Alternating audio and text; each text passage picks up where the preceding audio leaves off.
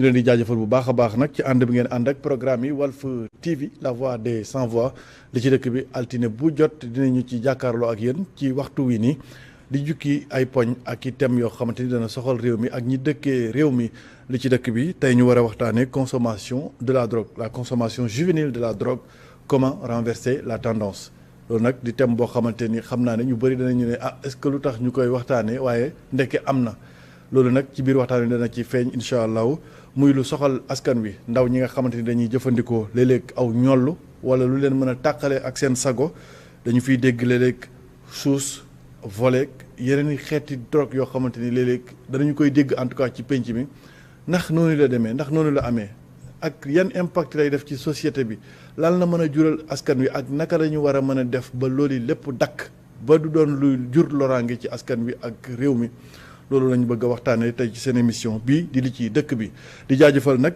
sama collègue Mélanie Aminata Samb bi nga xamante ni nag def na ci liggéey bu am solo di reportage boo xamante ni bu am solo boo xam def na ko ci di mu tuddee ko poudre cachet illusion quand l'école se drogue quand l'école se drogue nag mooy xale yi nga xamante ni ñoom ñooy jëfandikoo boobulee drogue mu ko ciy jaajëfal bu baax moom Mélanie Aminata Samb danañ ci ànd nag tey ci waxtaan wii nga xamante ne ni mu ngi jëm ci sujet boobu ak Cheikh Diop di koo xamante ni mooy coordonnateur bu centre de sensibilisation et d'information ci wàllu drogue di centre Jacques Chirac noonu dañ ko gën a xamee Cheikh Diop ñoo ngi lay dalal ci émission bii di li ci dëkk bi.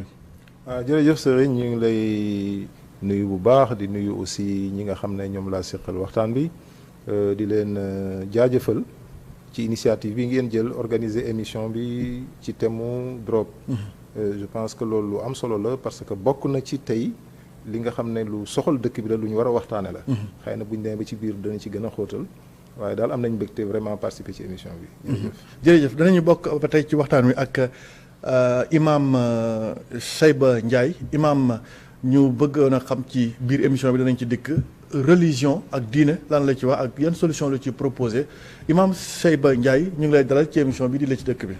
waaw asalaamaaleykum wa rahmatullah Serigne ñu ngi leen nuyu di nuyu Serigne Cheikh di nuyu Alioune di nuyu mbooleem ñu jàkkaarloo ñun ci biir réew ci biti réew waaw di ñaan yàlla li ñu fiy gaaral mun néew mu bëri yàlla nañ ko jëlee ak suñuy xel waaye na ko ak suñuy xol ba am ci riñ daal laahi muy ngërëmal yàlla na ko yàlla defal amiin ba tey danañu ànd ci émission bi ak suñu sociologue attitré di sociologue attitré bu émission lu ci dëkk bi di Alioune Badara Kandji bismillah tàmbaliwaat nañu li ci dëkk bi.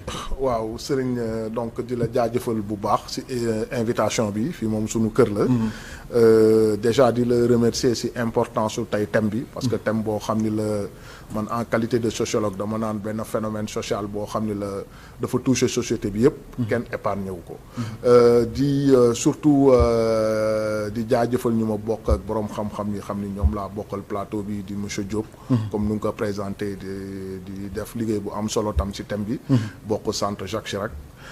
di remercier tam imam Ndiaye di sama nijaay ñu koy remercier bu baax ci xam-xam bi te lépp lu ñu fi wax aussi mu doon njëriñu askanu Sénégal fii ak ci bitim réew.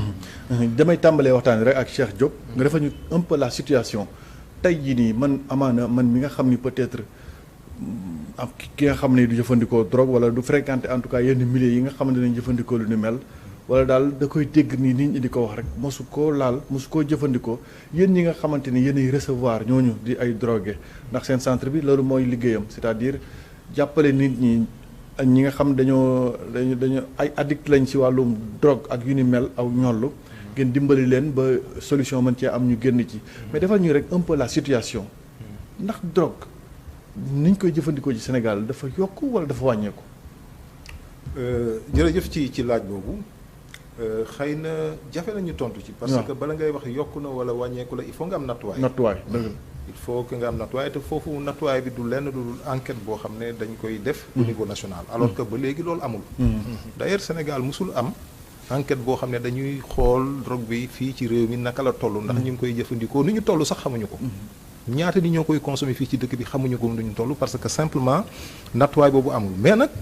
du tere ci jàngat bi nga xam ne am nañ ko ñun man fi may liggéeyee centre Jacques Chirac bi nekk Thiaroye comme ni nga ko waxee dañ fay dalal ñoo xam ne dañuy am problème ñoo xam ne dañuy jëfandikoo drogue ba mu am ay jafe-jafe ci seen wér-gu-yaram ñu leen andi leen fa. ñooñu nag ñun li ñu seetlu mooy que nekk at mu nekk day yokk. ñiy ñëw di leen di fréquenter at mu nekk day yokk. donc loolu jàngal la rek pour wane ne benn indicateur la bu wane ne consommation bi xëy na noonu la yokkoo ci réew mi aussi. ci gàttal. boo xëyee lundi ba vendredi lu mu bon diggante at mii ñu génn 2024 2025 lu mu bon da nga ci dajeeg lu mat juróom-ñaar wala juróom-ñett nit ñoo xam ne ci biir semaine boobu rek. dañu am ay jafe-jafe drogue bañ andi leen ci centre. donc chaque jour di ngeen recevoir minimum 2 personnes ou 3 donc. environ waaw lu toll noonu. non munoo xëy ba ngoon moom recevoir oo kenn. loolu moom munoo ko am. lu mu bon nga recevoir ñaar wala ñett. donc loolu jàngat la bu wane ne mbir mi véritablement mu ngi fii et que mu ngi yokk. et du centre Jacques Chirac la dañuy dem parce que il y a hôpital psychiatrique bi nekk Thiaroye am na benn service cardiologie bu fa nekk foofu aussi dañ fay dalal ay nit. boo ñëwee hôpital Fann am na service bu fa nekk ñu koy wax CEPIAT centre pour la prise en charge intégrée des addictions. ñuy liggéey ak ñoom d'ailleurs ñooñu aussi ñi fay dem bari nañu. ak ñeneen ñi nga xam ne ci ay maaman la ñuy dem. donc pour wane ne mbir mi véritablement mën nañ jàpp ne dafa yokk ci dëkk bi et d'ailleurs am na benn rapport boo xam ne ONUDC moo koy def. ONUDC mooy Office des Nations Unies contre la drogue et le crime. mooy kuréel yi nga xam ne moom la mbootaay xeet yi teg muy contrôler drogue ci àdduna bi. at mu nekk day génne benn rapport mais at mi ñu génn rapport yi dafa wane ne drogue bi dafa yokk ci àdduna bi yëpp. trafic bi dafa yokk production bi dafa yokk et consommation bi dafa yokk. en Afrique de l'Ouest Sénégal bokk na ci dëkk yi ñu cité. ne trafic bi daf fi yokk consommation bi daf fi yokk et loolu li koy firndeel bari na gis ngeen diggante daaw ak ren ni ñu fi jàpp. quantité yoo xam ne ay quantité record la ay saisies record de la cocaïne de l'héroïne de l'ecstasy ay saisies yu record lañ fi def. loolu bu ñu ne trafic bi yokk na effectivement loolu da koy firndeel consommation bi lii ma ci wax moo ci am aussi. ñun liñ constaté mooy que dafa yokk et malheureusement. li nga xam ne mooy ci jafe-jafe aussi ça touche beaucoup plus les jeunes.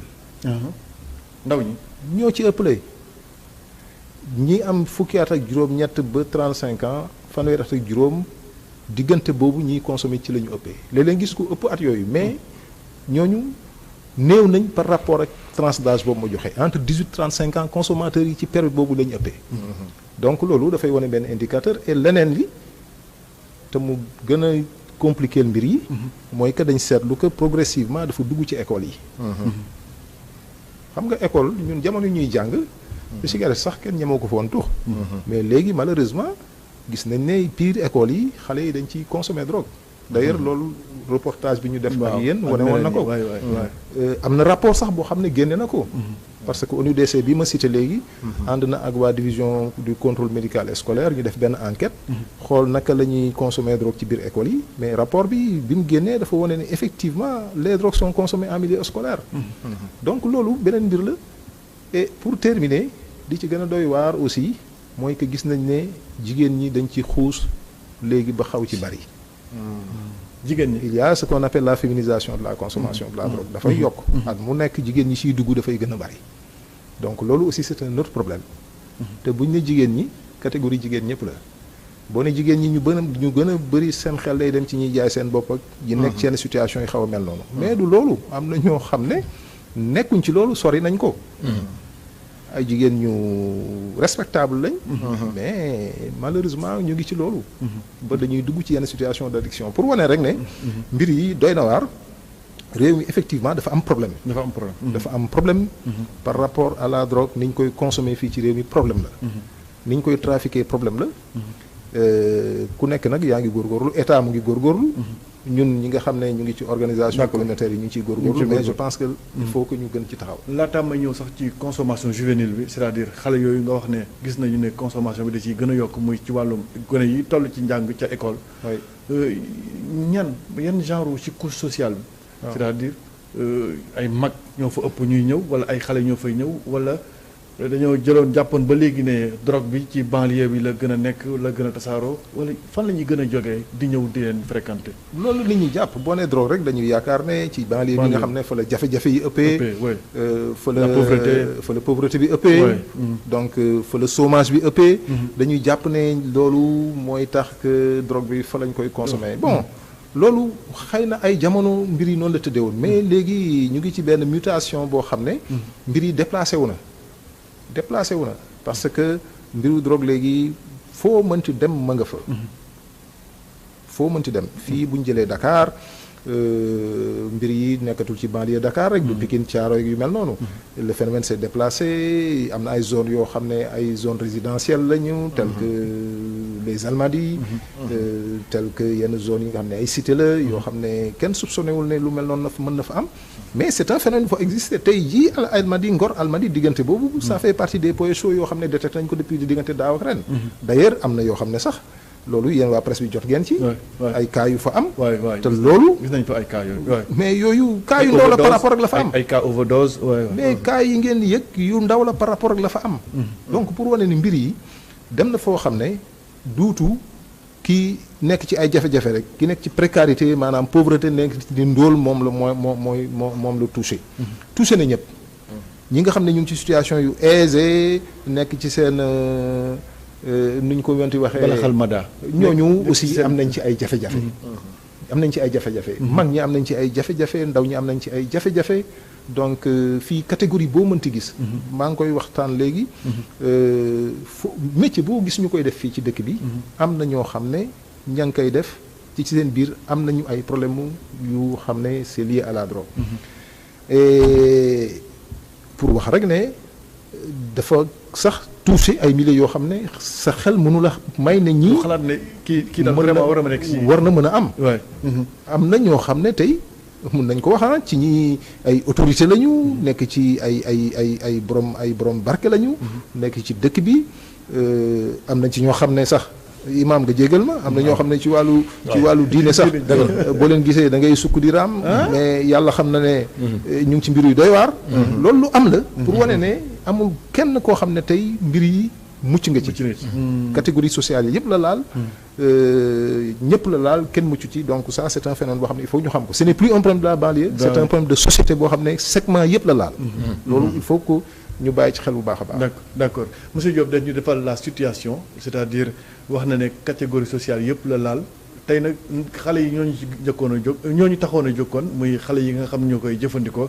waaye nag bala ñu ci dugg ci xale yooyu ci seen bopp dañoo bëgg a wax la consommation de la drogue en général c'est-à-dire mag ñeeg xale yeeg ñëpp rek monsieur Kandji yan facteurs sociaux yan facteurs ñoom nga jàpp ne ñoo poussé la nit ki en tout cas ba mu war a mën a dugg ci di jëfandikoo drogue.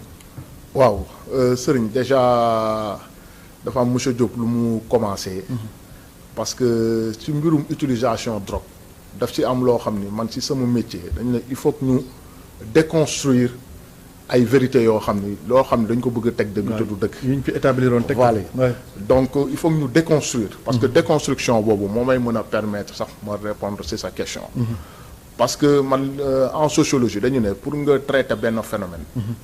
il faut que nga traiter ko c'est-à-dire mbirum drogue dafa nekk benn phénomène social total lu tax ma ne phénomène social total. monsieur Diop mu ngi koy wax épargné wul benn tranche d'âge de la société. même su fekkee ni que les jeunes moom la ñuy gën a gis comme consommateur. mais surtout am na lu ñu doon wax ci affaire drogue loo xam ni dafa am ay mutation dafa am ay changement parce que bu ñu doon wax avant affaire drogue déjà amoon na ci bëri lu ñuy wax ay stigmatisation. c'est-à-dire aujourd'hui drogue avant.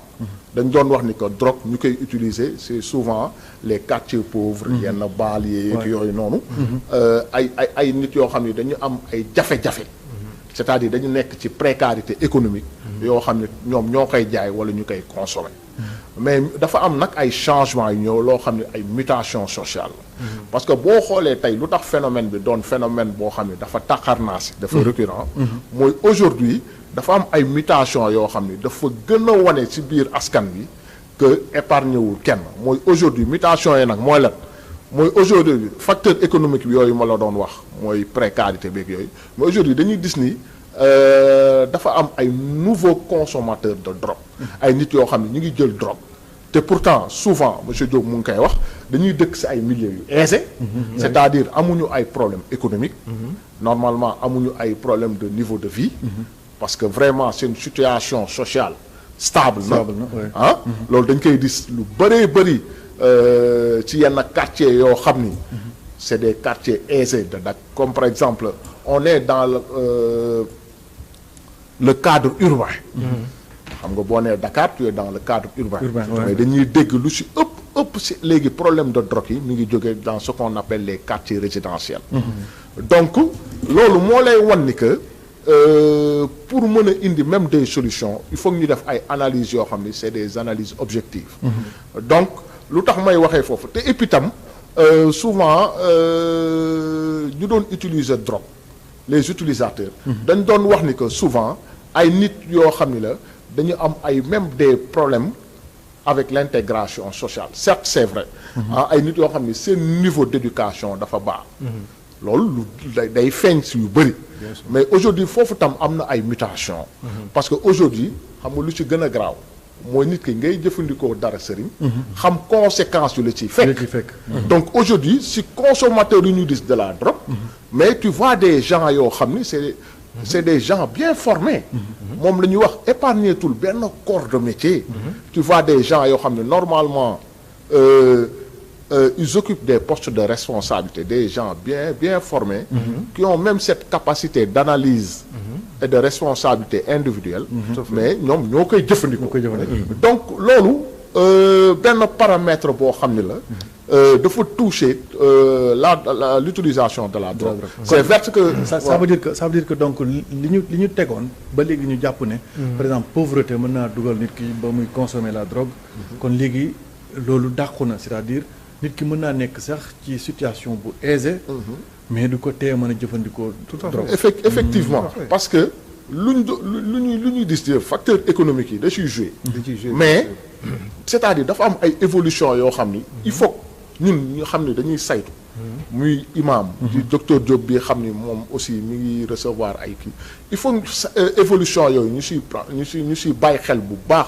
pour mën a traiter les problèmes parce que maa ngi koy wax léegi docteur Diop Sénégal dañu am benn problème boo xam ni dañu am benn souvent benn posture boo xam ni bu ñuy bëgg a traiter benn problème dañ koy traiter à moitié te problème nag solution notamment wàllum drogue day laaj une vision holistique dans mon métier luy vision holistique c'est-à-dire nga jël ko d'une manière globale lu tax may wax loolu parce que aujourd'hui dafa nekk loo xam ni mi ngi ci biir askan bi personne n'est épargné ñu ngi koy wax léegi c'est une réalité waaw xam nga maa ngi ci doon waxtaan ak yow léegi sax avant émission bi normalement léegi yaa ngeen wax benn saytu boo xam ni defoon ngeen ko normalement l'école et la drogue c'est très paradoxal quand même parce que école lieu de transmission des valeurs éducatives et sociales la mais aujourd'hui ñu ngi gis ni que même si évolution yi si ramification yi ñu ngi gis ni école moo gën a tàkkarnaa si sax parce que les derniers faits divers yi ñu doon jot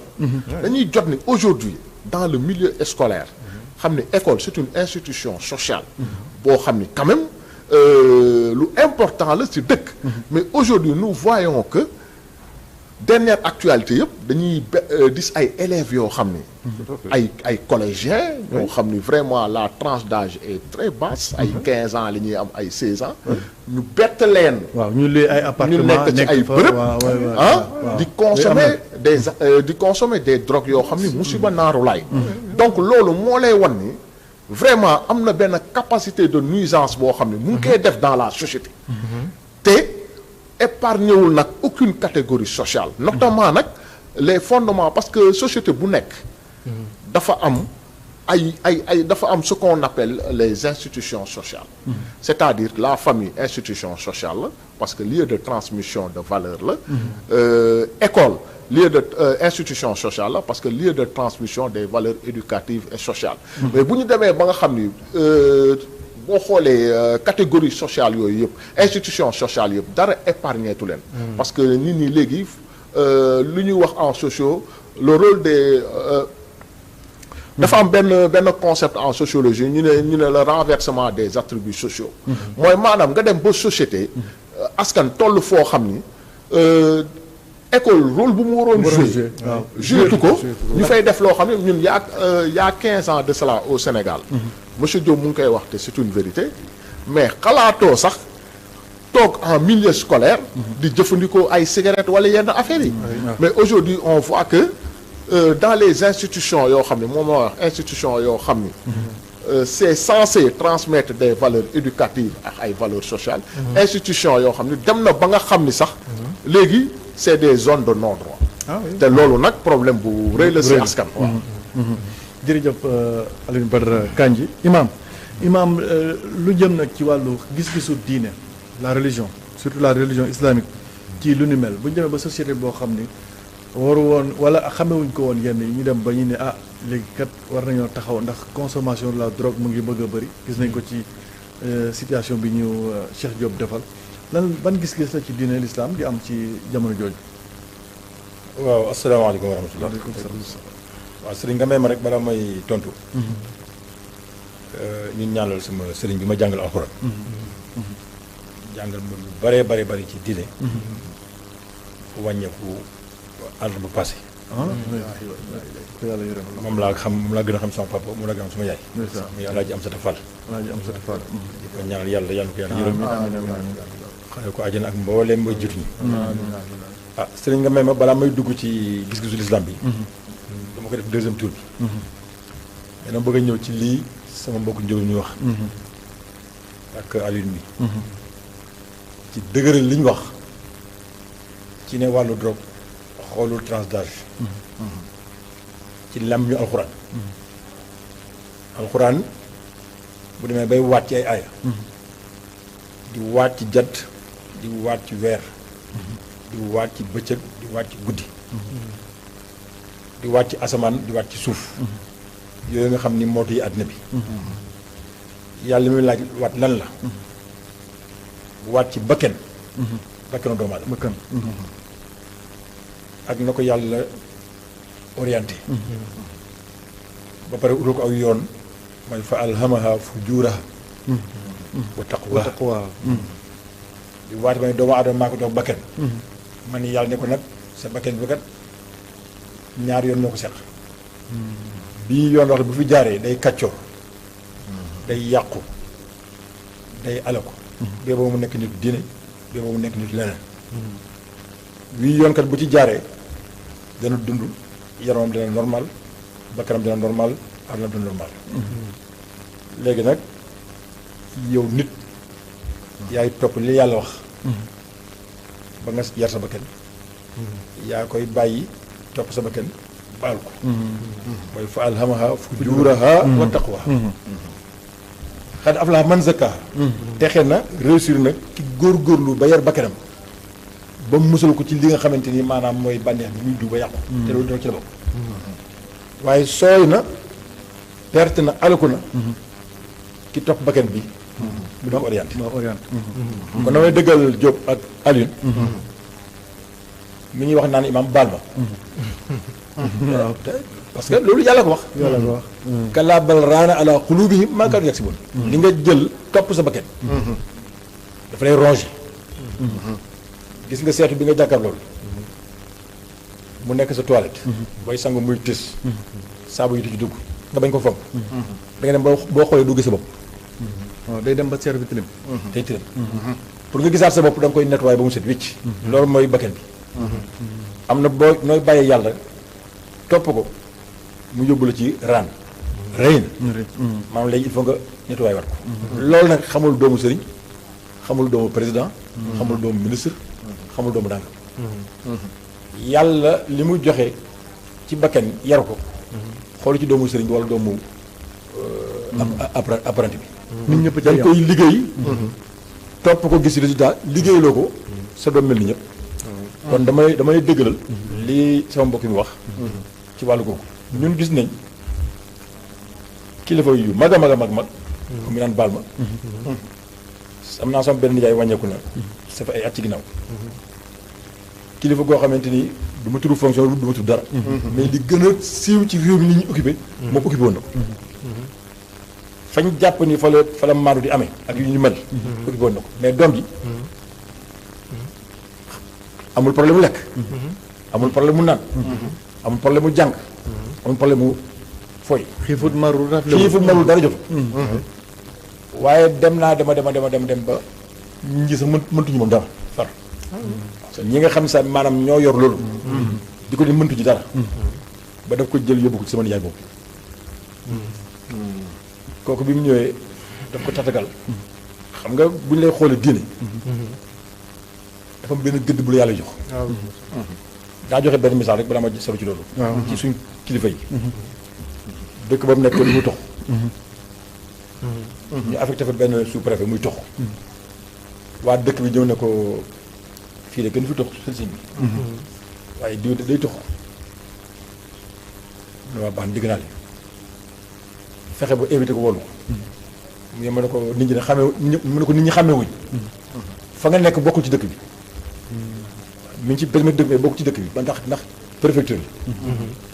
foofu man amoo fa dogal ak gouvernance bi rek ak ambassade yi xool bii dégg-dégg ci sëriñ si kon foofu mën nga faa toog ba soxal set duñ la conseillé yaa ngi toog ci dëkk bi waaye nag comme que sama njabootam fa te du la gis te tox mi bu yàggee dorog lay doon dorog lay doon moom la sax. te buñ la gisee nangam ma bëggoon daal bis boo doon te bëgg a tox gis nga fi maa ngi la dugal sama biir néeg laa dugal sama chambre à coucher ñëwal ba fii ci sa biir néeg bii bu génn bàyyi la du xool ba sa xol sedd waaw ba sa xol sedd loolu njàngat bu rëy la. nga gàllu génn loolu donc laa ñaan mën na ko li gën a gaaw laay def sëñ bi bàyyi na tox ci fi mu toog fi mu toog bàyyi na tox donc l'islam noonu lay yaree ci bien sûr ci wàllu wu na bien sûr kii ma la wax nii bi ñu ila doom ji góor gi noonu la ko def dafa yóbbu ci néegam fa muy werde fa muy kii fa la koy teg ay téere wër ko ay kurus ay nangam mu di ko wax comme doomam ba pare nag commencé di ko enquête ndekete bàyyi bi ko jur moo koy def mooy def affaire bi kii dafa ko wax ni bu ko turoon te ngeen di dee faatu na yàlla ko yàlla yar saa yi pour wane lii kii wax ba kenn mooy indi loolu lépp ba kenn daaw ci ko daaw jël ci Covid bi. waaw ñu jàpp fële ñan lañ. bi ñu ay doomu kilifa. waaw ay doomu kilifa. ñu ay doomu kilifa. kon li ma bëgg a wax. pour cerner li sama mbokk yi wax. yar bakken. bu tegu ci yoon. mooy waajal nit ki. ba mu moytu. yi indi. trop. baatu nafs. parce que ku mel ni Seydi Malick ci ay ñaanam. xam nga ñun dañuy topp rek suñu xasida yi. waaw di fett di daanu mais duñ xam. li muy wax. yow nag a'uuzu billaahi min xawfi anam.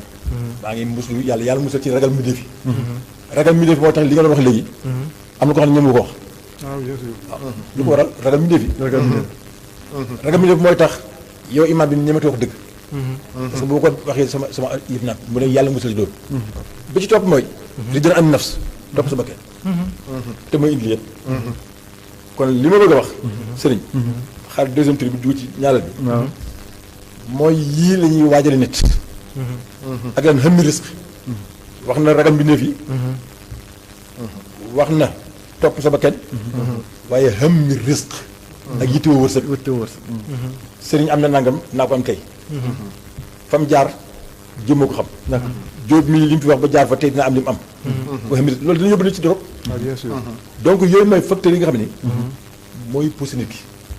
li may jeexale nag balaa may ñëwaat ci deuxième bi. mooy dafa am nag loo xam ni parce que garab bu feebaree. ñu war a toppatoo racine yi. reen yi. topp ci xob yi di faj. day dellusiwaat moo tax ñii di sonn. sëriñ si di sonn. parce que reen yi leen tegul. déglu quoi. garab da ngay faj reen yi. bu jebbee xob yi wér. mais boo fa bàyyee reen yi topp ci xob yi. la ngay def du wér. il faut ñu delloo xam ni. li ñu dal. boobu dem ci dorog te bakkan indi ko. fa mu jógee dafa sori. tubaab yi nga xam ne ñoo leen tuddee les orientalistes. dañoo jàng diine jàng sociologie. dëkk yi. jàng physionomie nit ñi jàng lépp. dëkk bu ci nekk ñoo xam fan lay jaar. bi ñëwee bañ léegi dëkk yi nga xamante ni maanaam ay boromi jom lañ même duñ sax ay jullit. mais gëm nañu seen racine. ak dëkk xam dëkk l'islam la am na lu ñu fa dugal mi loo xam ne ñun fàlluwuñ ko bokk na ci loolu li ñuy laïcité bii nga gis nii ci dama nga xam ne mooy jur liberté nangam liberté boo ko xoolee mais lu neexee ni ci biir d'accord donc daal ci gàttal yaa ngi kii moto bëgguma def mais loolu ci la bokk dana ñëw na ci kanam xam ni aussi maanaam drogue bi aussi am na leneen loo xamante ni lu garaaw tëj guñu donc daal d'accord jërëjëf imam Cheikh yan xeetu drogue surtout gone ñi nag léegi dañ ko tourné ci gone yi maanaam xale yu ndaw yi yan xeetu drogue la ñuy gën a jëfandikoo yéen surtout ñi leen di fréquenté ñëw bëgg par exemple génn ci lu ni mel amaana da ngeen leen laaj yan drogue lañ doon jëfandikoo yan xeetu drogue moo gën a feeñ fës en tout cas moo gën a bëri ci li ñiy ñëw ci yéen danaa tonc ci loolu mais lu ko jiitu dama bëgg rek firndeel li imaam wax ci bakkan gis nga bu ñuy analyser li ñuy wax les facteurs influents vers la consommation maanaam liy xiirtal nit ñi ñuy consommer bakkan daf ci bokk le plaisir fait partie des facteurs précarité jamono bu métti yi bëri na ñoo xam ne moo leen ci dugal c'est vrai loolu am na ñoo xam ne toppandoo moo leen ci dugal am na ñoo xam ne ay problème lañ am sur le plan psychologique maanaam dañ dund lu métti seen dund mu traumatiser leen ñu dugg ci lu mel noonu dugg ci naan sàngara dugg ci jëfandikoo yenn xeetu drogue yi mais am na ci ñoo xam ne effet de plaisir la moo leen ci dugal parce que nag xëy na duñ ko wax lu bëri mais ñi koy consommer am na plaisir boo xam ne dañ ko ciy am dañ ko ciy am te loolu moo leen ciy téye mais bu dee xale yi xanaa loolu moom du leen ci fekk xanaa si wala ñoom ñu ngi ci am plaisir mais bien sûr drogue yëpp dafay créer dafay déclencher plaisir bu nga xam ne nit ki mën na ko ci am parce que xëy na duñ ci sori trop mais dafay déclencher dopamine mooy benn sécrétion boo xam ne c'est au niveau cérébral daf lay jox plaisir loolu am na ñoo xam ne lu mel noonu moo leen ci téye ñu koy répéter di ko répéter ba mu dugal leen ci li ñuy wax addiction maanaam ñu lang ci mënatuñ ci génn donc sàmm sa bakkan comme ni ko imaam waxee dafa am solo topp lu la neex rek li lay jox plaisir bëri na ñoo xam ne moo leen ci dugal ñàkk dugalu leen ci àndandoo dugalu leen ci dara dugalu leen ci topp seen bakkan parce que am nañ ci plaisir bu ñu ko jëlee am na plaisir bu mu leen di jox loolu moo leen ci langloo loolu bëri na ñoo xam ne effectivement moo leen ci dugal donc du benn rek mbir moo ci dugal nit ñi mbir yu bari moo ci dugal ñaare boo dajalee fukki personnes yu koy def kenn ku nekk li ko ci dugal bokkul ak li ci dugal moom donc il y a plusieurs facteurs yoo xam ne moo ci dugal nit ñi maintenant c'est vrai jamono yi dañ nekk ci jamono yoo xam ne dañu nekk ci benn jamono boo xam ne dañuy wax ne dañuy assister à l'émergence de nouvelles substances psychoactives maanaam dafa am drogue yu bees yoo xam ne yu xeet yu bees yoo xam ne moo am xam nga bu njëkk drogue yi nga xam ne moom lañ gënoon ràññee cannabis la woon ñu koy wax yamba moo fi gënoon law d'ailleurs ba léegi sax mooy drogue bi ñu gën a consommer parce que malgré tout yamba bi moom ñu ngi koy consommer ci dëkk bi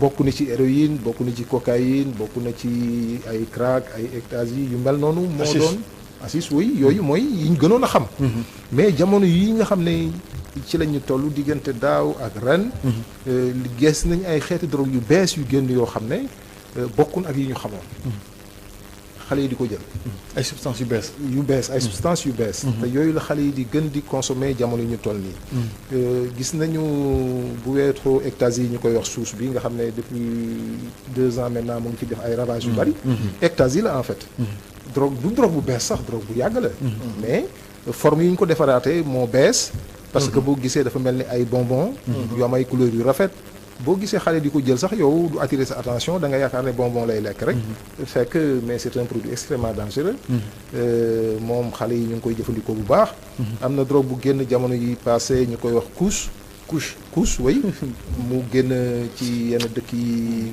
Libéria fa lañ njëkk a génn fa lañ ko gën a ràññee mais pour wax la gravité drogue boobu Libéria état bi dafa déclarer urgence sanitaire nationale parce que dañu gis ne ba mu feeñee nit ñi di ko fa jëfandikoo nit ñi daf leen yóbbu ci anam yu doy waar et puis rey ay nit ñu baree il y a eu des centaines de milliers de personnes qui sont mortes ba état bi décrété ne lii urgence sanitaire la pour ñu xool naka la ñuy contrecarrer phénomène boobu parce que effectivement dafa ravager ñi koy consommer ñu bari ci dëkk boobu drogue boobu tey dugg na ci dëkk yu bari te fii Sénégal mu ngi fi on a noté des cas de consommation de couche mu ngi fii boo xoolee jamono yi passé boo lire journée nga gis ñu ne waa Ocritis jàpp nañu ay trafiquants de couche donc mu nekk drogue boo xam ne sax même médecins yi spécialistes yi nga xam ne ñoo koy xool ci laboratoire sax ba léegi déterminer wuñ effectivement substance bi lan moo ci nekk lépp ñu ngi koy gëstu maîtriser guñ sax substance bi lan ak lan moo ko composé am na ci ay werante yu bari yu ci am pour wax la ne effectivement ay xeeti drogue yu bees yu mel noonu am na te gis nañ effectivement li ñuy wax pëf mu nekk les cigarettes électroniques là waaw xale yi di ko jëfandikoo loolu lu doy waar la parce que loolu moo ëpp ci li ñu consommé ci biir école yi boo gisee genre type lay doon et li ci gën a grave mooy que l'accès est libre booy dañuy dem di ko jënd 10 000 francs 15 000 francs boo demee ci grand espace yi ñu jaay la ko mais substance la bu doy waar boo xam ne xale yi dañ koy jëfandikoo di ko tux donc loolu ay xeetu drogue yu bees yoo xam ne tey ci la jën yi gën di orienté gaz bi moom am na ñu koy jëfandikoo ba léegi ak tuxu ñaaba bi mais drogue yi nga xam ne mooy yi bees tey bokk na ci li ñuy wax sous ecstasy bokk na ci couche bi ma lay wax nii bokk na ci effectivement drogue yi nga xam ne ay cigarette électronique yu bees la te loolu mu yegg na ba ci xale yi si boppam di ko consommer. non mais Alioune wax na ko léegi effectivement dans les écoles gis nañ xale yoo xam ne ñu ngi ko fay consommer des élèves qui sont au collège donc moyen âge ay 15 ans jëm collège ñi am te yemul ci ñoom rek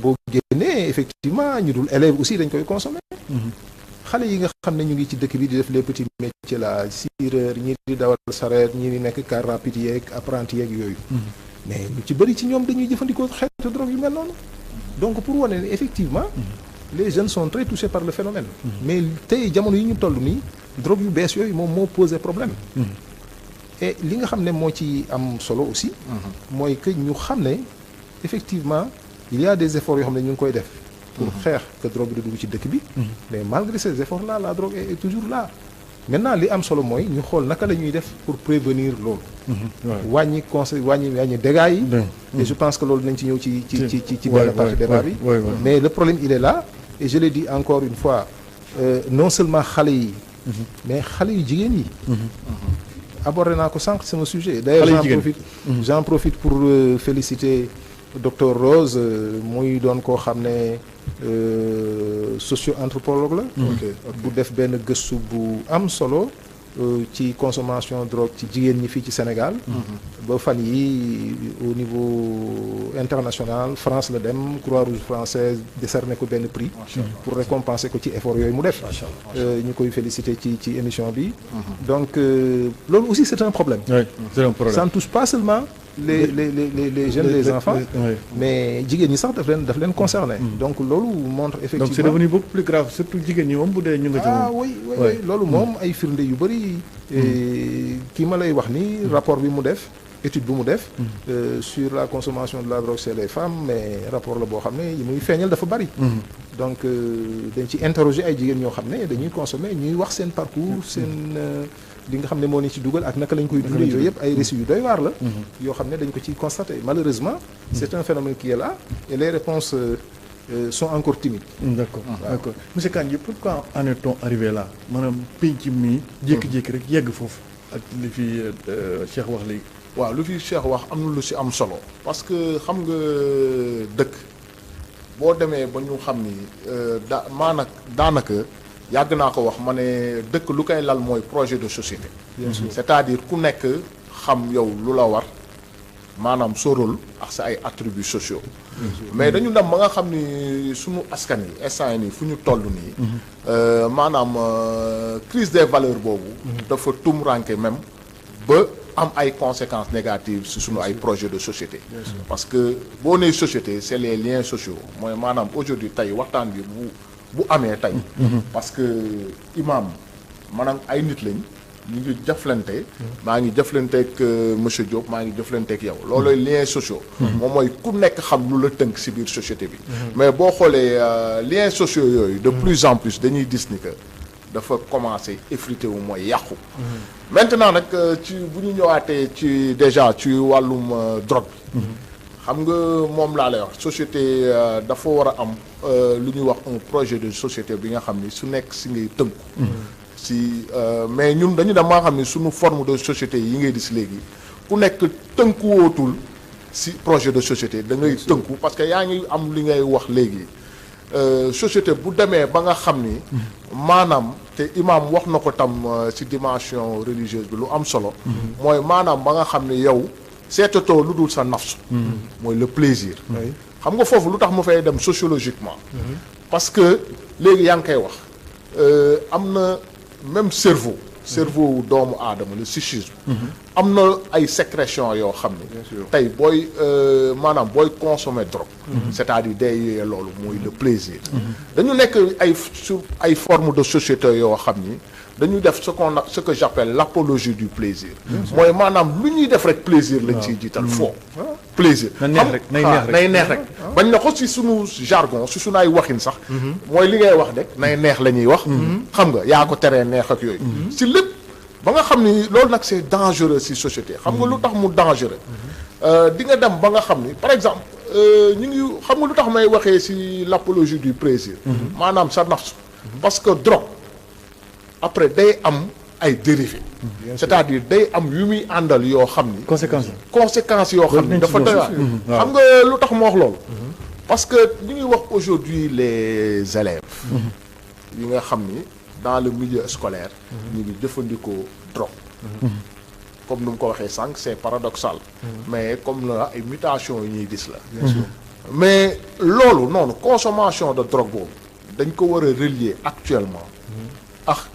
la précocité de la sexualité bien sûr chez les adolescents bien sûr parce que xam nga lu tax may waxee loolu parce que dafa ànd nag consommation boobu ak seen sexualité de plus en plus da ngay gis précocité sexualité bi de plus en plus Sénégal xale yi sunu ndaw yi dañuy teel a découvrir la sexualité bien sûr te xam nañ que consommation drogue boobu day yee ay sécrétions yoo xam ni c'est des sécrétions yoo xam ni liées au plaisir la plupart des fois même ay descente bu amee bërëb yu ñu leen di fekk élèves yooyu ñuy consommer la drogue d'ailleurs genre gis nga loolu tax affaire bi dafa laaj une responsabilité individuelle ak collective ku nekk am nga ci responsabilité parce que Sénégal les parents la société les institutions sociales xam nga lu tax moo wax loolu Sénégal est-ce que lu normal la aujourd'hui des enfants mineurs que ñu leen di louer ay appartement wala ay chambre loolu c'est pas normal je pense que aussi foofu la politique de répression bi amee parce que yenn yi xam nga lan laa koy wooyee c'est de la traite c'est-à-dire yow mii di ko def moom sa bërëb boobu noonu yow mun naa ne tu es complice parce que aujourd'hui mënuñu boo waxee ay xale ay collégiens yoo xam ni ay fukki at ak juróom la ñuy am ak lu ko topp ils sont pas encore majeurs aujourd'hui tey aujourd'hui xale yi nga loué leen ay appartement wala loué leen ay bërëb yoo xam ni ñoom fa la ñuy dem pour def seen jëfin yooyu parce que quoi qu'il en soit xale yooyu amuñu fit di ko def seen ay kër ci ay bërëb lañ koy def dañuy làqatu maanaam buñ koy def dañuy dem ba làqatu ba nga xamante ni am na daal ñu koy nëbb exactement am na lu ñu koy nëbb parce que xam nañ que institutions sociales yi ñu nekk la famille l'école même la société du cautionner yenn yi comprendre mais aujourd'hui bërëb yooyu ñu koy defee mais ay nit ñooy jël seen responsabilité di leen ko jox moyennant de l'argent loolu tam day dugg ci crise des valeurs mooy lu mu lay wax dem nañ ba nga xam ni Sénégal mooy maanaam te imam loolu war na ci wax maanaam xaalis noo ko amee baax na foofu lañ toll de xaalis noo ko amee baax na te loolu c'est dangereux nag dans un pays qui se dit musulman sànq dama doon waxtaan ak imam nga wax lu am solo ne man jullit laa wala wax man fii laa bokk jëfee ko moo ko gën xam lu tax may waxee foofu maintenant parlant de la consommation et de la sexualité aujourd'hui jeexital yu muy def mais am na yenn drogue yoo xam ne tey te xale yu bëri les adolescents les gën a ndaw sax tranche d'âge boobu moom la ñuy jëfandikoo mais xam nga ban plaisir lañ ciy wut pour mën a def après sexualité mais ñaata yoon lañ dugg ci ay bërëb di fa fekk ay xale yoo xam ne musiba naaru laay dañuy jaxasoo il faut que dem des fois dafa mel ni dañoo lié sax mais dañoo lié la sexualité imam dañoo lié ñaari yooyu nu xale yi instant yi noonu la sexualité précoce yoo xam ne ñu ngi koy def mais c'est parce que am na drogue yu ñuy utiliser yoo xam ne da leen di pousser ñuy def loolu benn la beneen bi voilà beneen bi mooy aujourd'hui comme que dañu nekk ay dans des sociétés yoo xam ni taux de déviance yi parce que boo nee drogue da nga naan déviance parce que société dafa am lu koy structurer ce qu'on appelle ay normes ay valeurs imaam am si solo mooy ñoom ay références sociaux lañ c'est-à-dire société dafa tënku ci ay règlements yooyu moom la ñuy wax socialisation parce que école normalement c'est un lieu de socialisation da nga war a jàng ay valeurs mais aujourd'hui ñu xool ni que am na problème si tënku boobu noonu nit ku nekk war a tënku si société bi li ko tënk ci ay valeurs ci ay normes parce que aujourd'hui n'oublions pas que aussi am na yenn sànq manqué wax am na kii monsieur Diop xam nga lan moo graaw si la prolifération des drogues des nouvelles formes de drogue mooy maanaam drogue yi ni ñu bëree sànq yaa ngi siy wax ecstasy aujourd'hui am na lu ñuy wax en psychologie le principe de la psychoactivité c'est-à-dire y a des drogues yoo xam ne tey da nga koy jël léegi mu def effet léegi si yow bien sûr xam nga avant yaa ngi koy du xaar non du xaar sëriñ du xaar nga koy jël ngay suuf si saas c'est-à-dire yow effet bi nga siy seet Oui. bi nga siy wut da nga koy jël léegi à l'instant tey mu jox la effet boobu xam nga avant au fait le cannabis toutes les drogues il faut que aussi ñu waxante dëgg Sénégal parce que le problème de la drogue c'est une question de santé publique et de santé mentale xam nga lu tax may waxee foofu dañu dem ba nga xam ne Sénégal lobby yi dafa am ay groupe de pression yu naxe aujourd'hui keroog dama lire même tu te rends compte si benn réseau si réseaux sociaux yi am ku ne est-ce que Sénégal waruñu dem ba nga xam ni waruñu légaliser la drogue nga xam ni c'est grave c'est grave débat public Sénégal yow nga dem ba nga xam ni tu oses normalement dans des pages yoo xam ni wala dans utilise benn canal de communication boo xam ni quand même c'est réservé au public ngay poser ces débats là mooy mi nga xam ni aujourd'hui dafa am ay nit yoo xam ne ay groupe de pression comme ni ñuy waxee dans l'homosexualité yu bon yu fiy xew yëpp suñu biir société ay groupe yoo xam ni ay groupe de pression ay lobby laa leen di wooye ñoo xam ni ñoom leur intérêt parce que aujourd'hui xam nga lu tax may waxee foofu léegi Sénégal da ngay dem ba nga xam ni da ngay feebar l'automédication ñu lay jëlloo ay garab yoo xam ne ay drogue la sans passer dans le circuit médical bien sûr loolu mi ngi si biir dëkk bi y a des médicaments yoo xam ni pas préconisé par la médecine moderne mais aujourd'hui ñu ngi koy jëlloo suñu jeunesse bi pour indi benn addiction donc man je pense que tous ces problèmes là je pense que dafa demander plus de vigilance plus de répression mais aussi parce que n'oublions pas que c'est un processus monsieur Diop li ngeen di def dafa am solo parce que on doit parler de traitement on doit parler de suivi mais prévention non prévention d'abord on doit parler de suivi on va parler il faut parler d'accompagnement parce que ay mesures yoo xam ne dafa am solo xam nga dafa war a tam mu jeexandal nag sur la politique de traitement voilà traitement bi yaakaar naa kon moom moo war a mujj prévention wala ñu war a njëkkee waaye imam inamal xamru wal maysir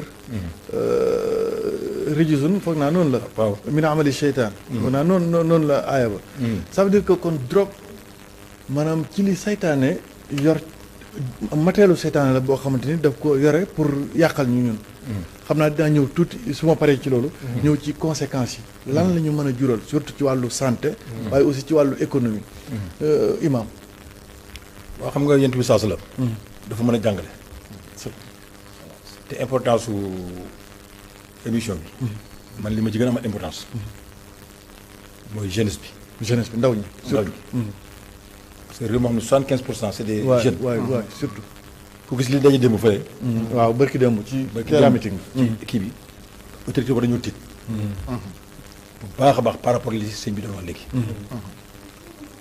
ba xam ni xeex bi mu ngi feneen ci defar jikko kooku yàlla ko Sénégal bay yeneen bi saa la dafa mën a jàng tey baatam day gàtt gis nga boo xoolee jàngale maanaam li ñu tudd ay bakkaar te mu bëri lool bu fekkee dafa am canal bu muy jaar fa mu war a sotteeku pour tas yi jaar yi dëmpale yi jaar dëmpale mooy drogue ci drogue la sotteeku mu ne alxamru ummul xabaïs ne lépp luy muur xol te mooy dorog. ñun baatu xamru bi dañu ci xamee sàngara. mu ne alxamru lii muur xol lu nekk. ummul xabaay si mooy ndeyu bàkkaar yi maanaam mbon yi boo ko dajale fa muy sotteeku. ci drogue lay jóge. ñu ne mais yent bi xamru la wax mu indi beneen addis. donc loolu dangereux pour société bi. oui bu rëy. mu indi beneen. daal di ne lépp luy mandile. lépp luy mand boo kullu muskilin. lépp luy mandile. sàngara la. lépp luy mànd lépp lépp luy luy tàggaleeg sa sago. lay tax sa sago. bu ñuy ximmi la. waaw bu ngay naan bu ñuy sexlaat bu ñuy loglaat waaye lépp ci bokkee. te lépp yi sàngara dafa aram. xam nga kooku jeexal téere. maanaam day bàkkaar yi. kooku yaakaar naa ne lu gën a leer. amul. mu waxaat li ma wax sànq ci wàllu bakken. maa ngi jublu mag ñi. mais ndaw yi am na ci ñoo xamante ni doon gëree. moo leen tax du ci drogue bi.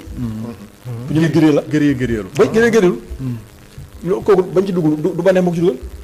mais bu ci duggee nag lii su jóg wax fekk ko ca bànneex bu fekk ko ca. mu far la. am na koo xamante ni du àndandoo moo ko ci dugal. àndandoo. am na koo xam ne complexé moo ko ci dugal. mais bi ma doon wax sànq. mooy nga xam ni mag ngi xàmmee. ba keneen moo ko ci dugal.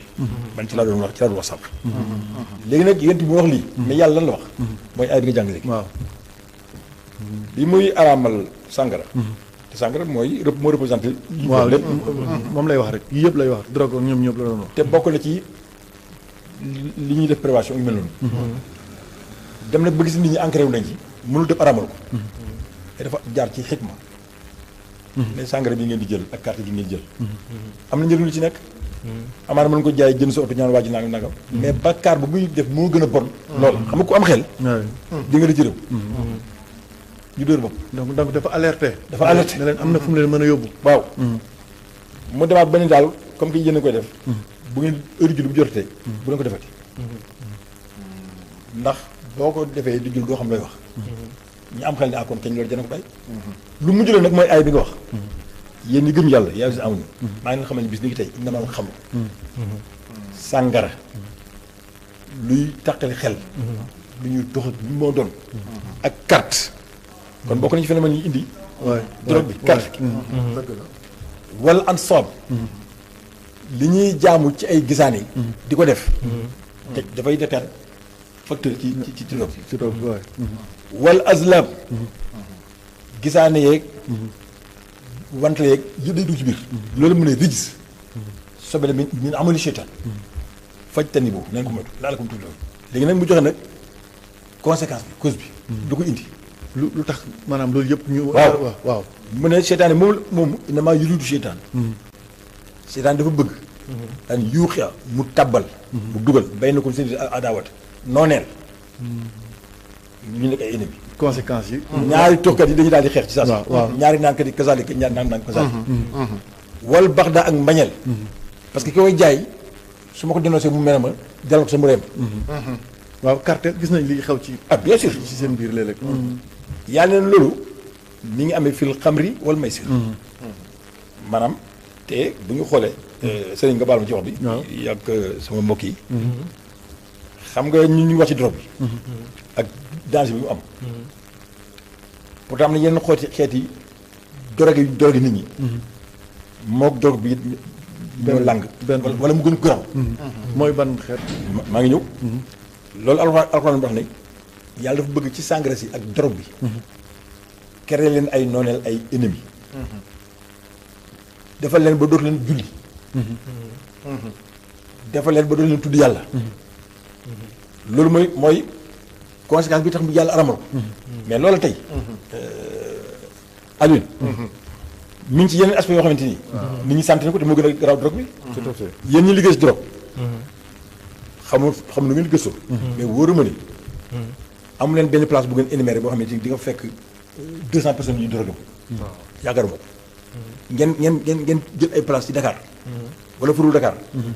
loo xam ni bu ngeen fekkee di ngeen fekk 200 personnes 300 personnes 1000 personnes ñoom ñu naan di dorogo loolu yaakaar naa gis amagu fi duñ toll noonu moom. gisagu leen fans ay fans yoo xamante ni ay fans drogué baan lañ gisagu leen ko mais pourtant loolu mi ngi ci sport mi ngi ci lamb ji te ci digg bi tamit ni koy def loolu gën a gaaw donc da nga bëgg a wax ne donc sport bi. oui wala yenn xeetu sport yi. en tout cas lamb yeeg yu mel noonu. oui fu ma xeetu drogue la aussi ci jeunesse bi.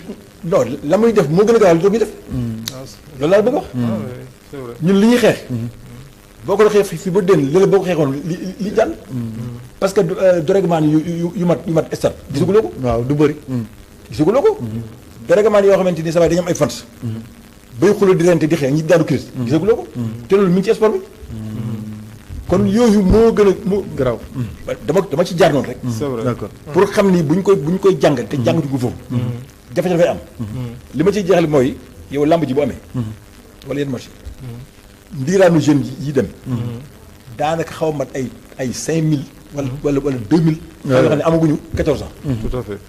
mais ñooy dem ci kii buñ paree ñooy sàcc waaw ñoo tëj oto yi ñoo tëj kër yi ñoo dem nangam xeetu drogue la rek. waaye non c'est vrai. d'accord. tu vois donc yooyu moo tax yent bi sax indi wax nag ci mag ñi nga xamante ni ñoo waroon yar xale yi te yaruwuñ mën na leen ku ci drogue moo xam da ngaa naan moo xam da ngaa tux waaw moo xam da ngaa pikiru ak foo mën a bokk na nga jàpp ni ñeent fukki fan yàlla du nangu si jub tant que loolu nga jël loolu conseil ministre bi di jël kooku mooy xeeti yar yi ak yeneen yoo xamante ni dañu war a delluwaat ginnaaw d'accord loolu nag buñ koy xeex moom laay jeexale du sëñ Diop mi ak Alioune waaw ñëppay ànd def ko lan benn programme parce que ñu Sénégal demaguñ tant que amuñu paramètre bu ñuy natte maanaam xeex yi ñuy wax julli yeeg koor yi duñu jëriñ duñ jëriñ dara. loolu dinañ ci ñëw ci solution yi. d'accord surtout taxawaayu religion bi. merci wala diine ji ak imam yeeg. jërëjëf yooyu lan moo ci doon seen taxawaay. merci waaye Cheikh dama bëggoon ñëw ci conséquences yi. laataa may dugg ci conséquences économiques yi dama bëggoon duggoon ci conséquences yi muy jur ci wàllu santé. comme yéen a ngi ciy yëngu. peut-être da ngeen xam. naka lay jur ci wàllu santé. ndax yaakaar naa mu ci def ravage. tout à fait. conséquences yi bari na comme ni nga ko waxee am na conséquences yoo xam ne c'est sur le plan économique. am na yoo xam ne c'est sur le plan social. waaye sur le plan familial même. sur le plan sécuritaire. mooy li ñu doon wax léegi. bari na ay conséquences bari na ay conséquences. mais comme li nga wax bu ñu yemalee suñu réflexion ci wàllu santé d'abord c'est au niveau personnel. nit ki ci boppam buy consommer drogue. dafa am problème boo xam ne da koy am naturellement c'est un problème de santé physique d'abord. maanaam wér-gu-yaramam ci boppam. mooy nasax. mooy nasax. et lu ci gën a yàgg. bu fajuwul. mais day gën a nasax. bëri na feebar yoo xam ne. yenn xeeti drogue boo ko jëlee mais mënoo ci mucc. dëgg la yenn forme de cancer yi. cancer du foie. cancer de l'œsophage. cancer du cerveau. yooyu ay xeetu cancer la yoo xam ne bu fekkee yeneen yaa ngi jël yenn xeetu drogue yi mënoo ci mucc. tuberculose mënoo ci mucc. hépatite yi ñuy wax mënoo ci mucc. yenn feebar yi nga xam ne c'est sur le plan sexuel mënoo ci mucc également. Aline mu ngi koy wax léegi parce que am na relation étroite bu am entre la consommation de la drogue et la sexualité. surtout chez les jeunes. il a parfaitement raison. parce que loolu bëri na ay njàngat yoo xam ne wane na ko moo wane ci rek benn fii Dakar. En 2011 dañu fi def benn enquête boo xam ne on avait recensé 1324 personnes jàppal chiffre bu baax 1324 1324 personnes. yoo xam ne dañuy consommer ce qu'on appelle des drogues injectables. bu ñuy wax drogue injectable mooy yoo xam ne mën nañ ko pikiiru. mën nañ ko jël par effectivement. le nez. ñuy wax sniff. ñooñu héroïne la ñuy jël cocaïne wala crack. rien que dans la région de Dakar d'ailleurs enquête bi c'est au niveau national lañ ko bëggoon def. mais pour plusieurs raisons mujj dañ ko yemale dans la région de Dakar. Dakar Pikine Guédiawaye Parcelles Assainies ba Rufisque. parce que Rufisque aussi c'est dans la région. donc on a mobilisé 1324 personnes. yoo xam ne xeetu drogue yooyu la ñuy jël. héroïne la ñuy jël wala cocaïne wala crack. waxuma la dux yamba waxuma la naan sangara de. waaw dañuy jamu wala ñuy sërxandiku. waaw et ci groupe boobu amoon na ay jigéen aussi. ñu def ci ñoom benn dépistage au VIH. résultat yi li mu génne mooy 9,4% ci ñoom am nañ doomu jàngoro VIH. te li leen ko jox mooy façon jëlin drogue boobu ñuy jël maanaam seringue yi ñuy partagé seringue yi ñuy passante oui. parce que ñi koy consommer ñu ci ëpp dañuy partager seringue yi néew na ci ngay gis koo xam ne seringue bi moom da koy utiliser de façon personnelle lu ci ëpp dañuy toog cotiser jënd seen produit naturellement bu fekkee dañuy cotiser jënd ko bu ñu koy consommer aussi dañ koy consommer collectivement et généralement on ne prend pas la précaution nécessaire di changer ay seringue ak yooyu waa ji dafay jamu bu pare keneen chargé jamu jox moroomam te ku xam doomu jàngoro sida xam ne transmission par voie sanguine bokk na ci mode de transmission yi c'est comme ça que le mbir mi lawee dem seen biir ba andi leen à un taux boo xam ne ça dépasse très largement le niveau national parce que fii niveau national yi musul passé ay 1,7% tey sax ñu ngi ci ay 0, nangam bu ñu nee ba ci groupe boobu mu am presque lu mat téeméer ci ñoom yoo jël daanaka fukki am nañ doomu jàngoro sida à cause de la consommation de la drogue par voie injectable loolu problème la d'ailleurs ci jamono yooyu 2011 la laa la wax loolu d'ailleurs moo taxoon ci jamono yooyu dans le plan stratégique national de lutte contre le sida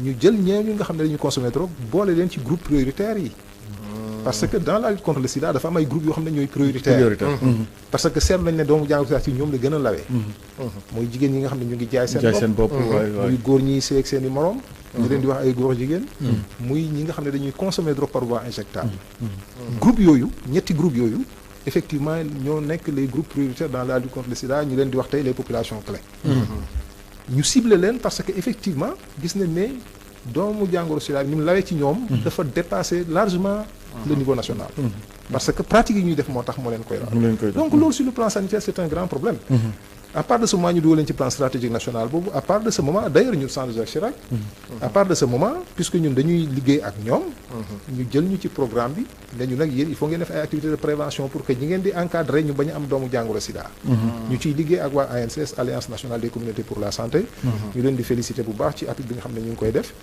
liggéey boobu ñu ko commencé depuis 2013 de 2013 à maintenant nous on travaille dans le programme ok te liñ ci jublu mooy fexe ba ñi nga xam ne ñu ngi consommer drogue te bàyyiwuñu ñu leen di encadrer pour ñu bàyyi mais ñu bañ a am doomu jàngoro sida aussi parce que boo ko amee dafay yokk sa problème yow tu as un problème d'addiction aux drogues nga am beneen infection à VIH infection hépatite mën la ci fekk loolu c'est un grand problème de santé publique et dans ce pays là loolu problème la fi d'ailleurs loolu moo taxoon ñu taxawal CEPIAT CEPIAT bi nga gis hôpital Fann ñu inauguré ko en 2015 effectivement programme boobu moo ko taxawal pour ñu fexe ñi nga xam ne ñu ngi jëfandikoo drogue effectivement di jamu ñu fexe ba wàññi pratique boobu fexe ba wàññi doomu jàngoro sida seen biir te di leen jox beneen traitement bu ñuy wax traitement de substitution à la méthadone donc loolu c'est un grand problème mais pour terminer sur le plan sanitaire balaa nga terminer waaw dama bëggoon sax ba tey sur le plan sanitaire ban impact la surtout substance yu bees yi nga def yu mooy les nouvelles substances là ban impact lay am surtout sur la santé mentale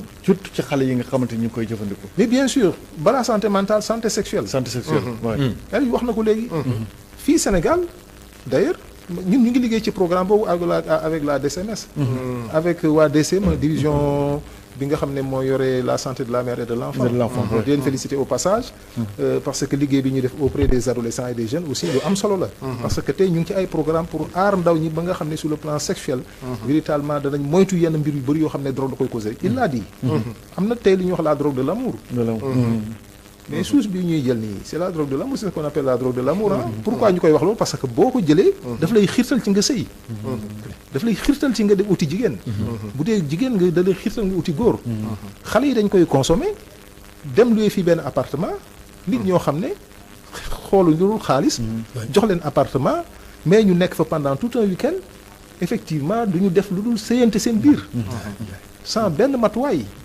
et drogue bi dafa am substance bi ci nekk boo xam ne effectivement nit ki bu ko jëlee coupe faim la maanaam doo xiif doo mar mën nga tëju ñetti fan doo naan doo lekk doo def lu dul sëy te doo ko yëg doo xiif doo mar je vous dis doo sonn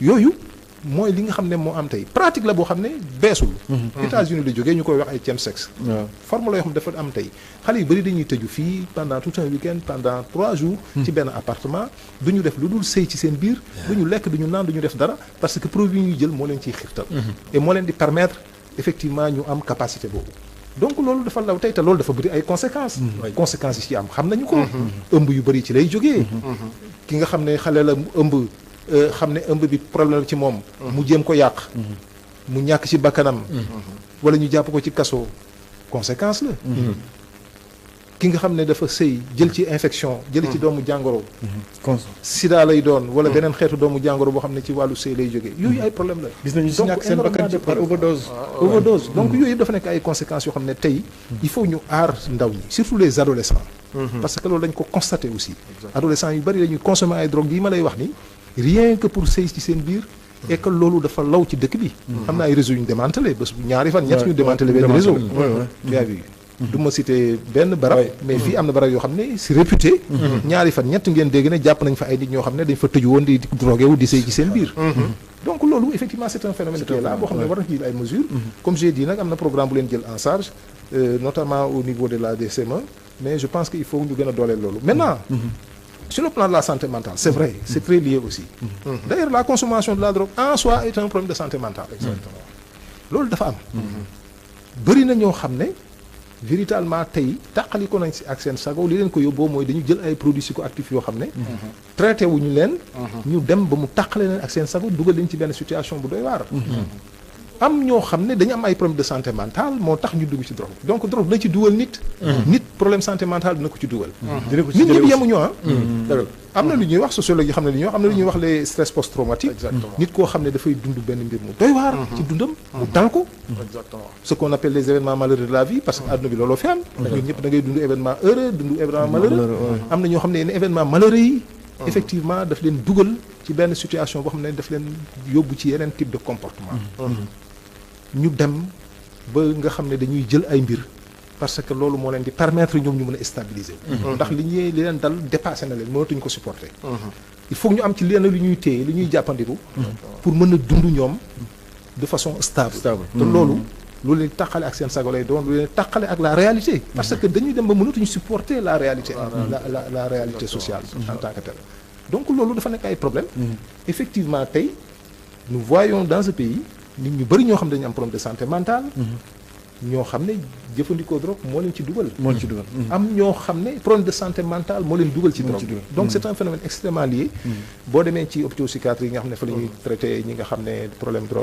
santé mentale problème xel la ñu am mais genn wàll gi demal hôpital psychiatrique bu Thiaroye wala nga dem Fann genn wàll gi mbirum drogue moo leen ko yóbbee donc c'est un phénomène qui est là on l'a dit c'est aussi un problème de santé mentale et globalement c'est un problème de santé publique donc loolu il faut ñu bàyyi ci xel bu baax a baax xam ne drogue bëri na ay conséquences dëgg la mais conséquences yi am sur le plan sanitaire sont beaucoup plus graves que toutes les autres conséquences d'accord parce que nit ki je termine sur ça dama koy faral di wax on ne peut pas se développer ñun dëkk mënul développer wu jëm kanam bu fekkee ne li ëpp ci ay ndaam wala ñu bari ci ay ndaam dañoo nasax dañoo nasax sur le plan mental dañu masax sur le plan physique feebar nañu seen xel dem na parce que drogue moo leen ko teg parce que doomu jàngoro sida moo leen ko teg réew bu ko loolu dalee pour mu jëm kanam problème lay doon parce que ñëpp xam nañ ne réew mi ñu koy jëmee kanam c'est les jeunes jeunes yi ñooy force productive bi parmi ces jeunes là conséquences économiques yi oui c'est-à-dire loolu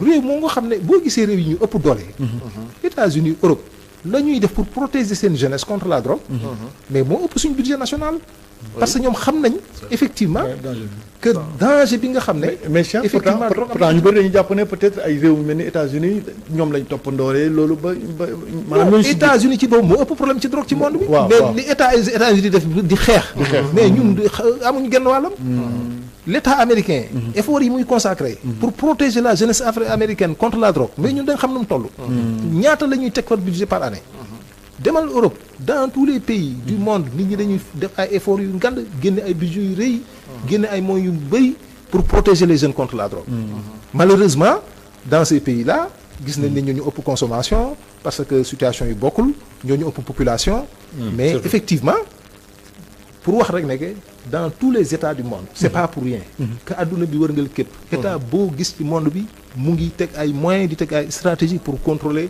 la drogue mu bañ a dugg ci dëkkam et pour contrôler aussi la consommation au niveau de son pays pour que jeunes yi nga xam ne ñu ngi traité wu ñu ngi consommer soit ñu bàyyi wala ñu faj leen parce que la plupart des cas boo leen fajee ñu génn ci bëri na ñoo xam ne tey fii Sénégal man xam naa ci ñu bëri dañ leen di dalal ku leen faj problème traitement la ñu am. dañ ciy bëgg a génn. dañ ciy bëgg a génn. mais malheureusement. le plus souvent gisuñ ku leen tàllal loxo gisuñ benn moyen bu ñu jaar. boo nekkee Dakar sax xaw na tane. Dakar centre Jacques Chirac mu ngi fi. hôpitaux yaa ngi fi boo demee Thiaroye mais boo demee Tamba. Kédougou Kolda nga am fa problème. si yeneen région yi waaye malheureusement. ban institution ngay dem. doo gis ban fan ngay dem pour mun a orienter wu. ñenn ñoo la mën a jël en charge là c'est les problèmes que nous avons. pour montrer que offre de service bi. en matière de traitement de la drogue. dafa poser problème.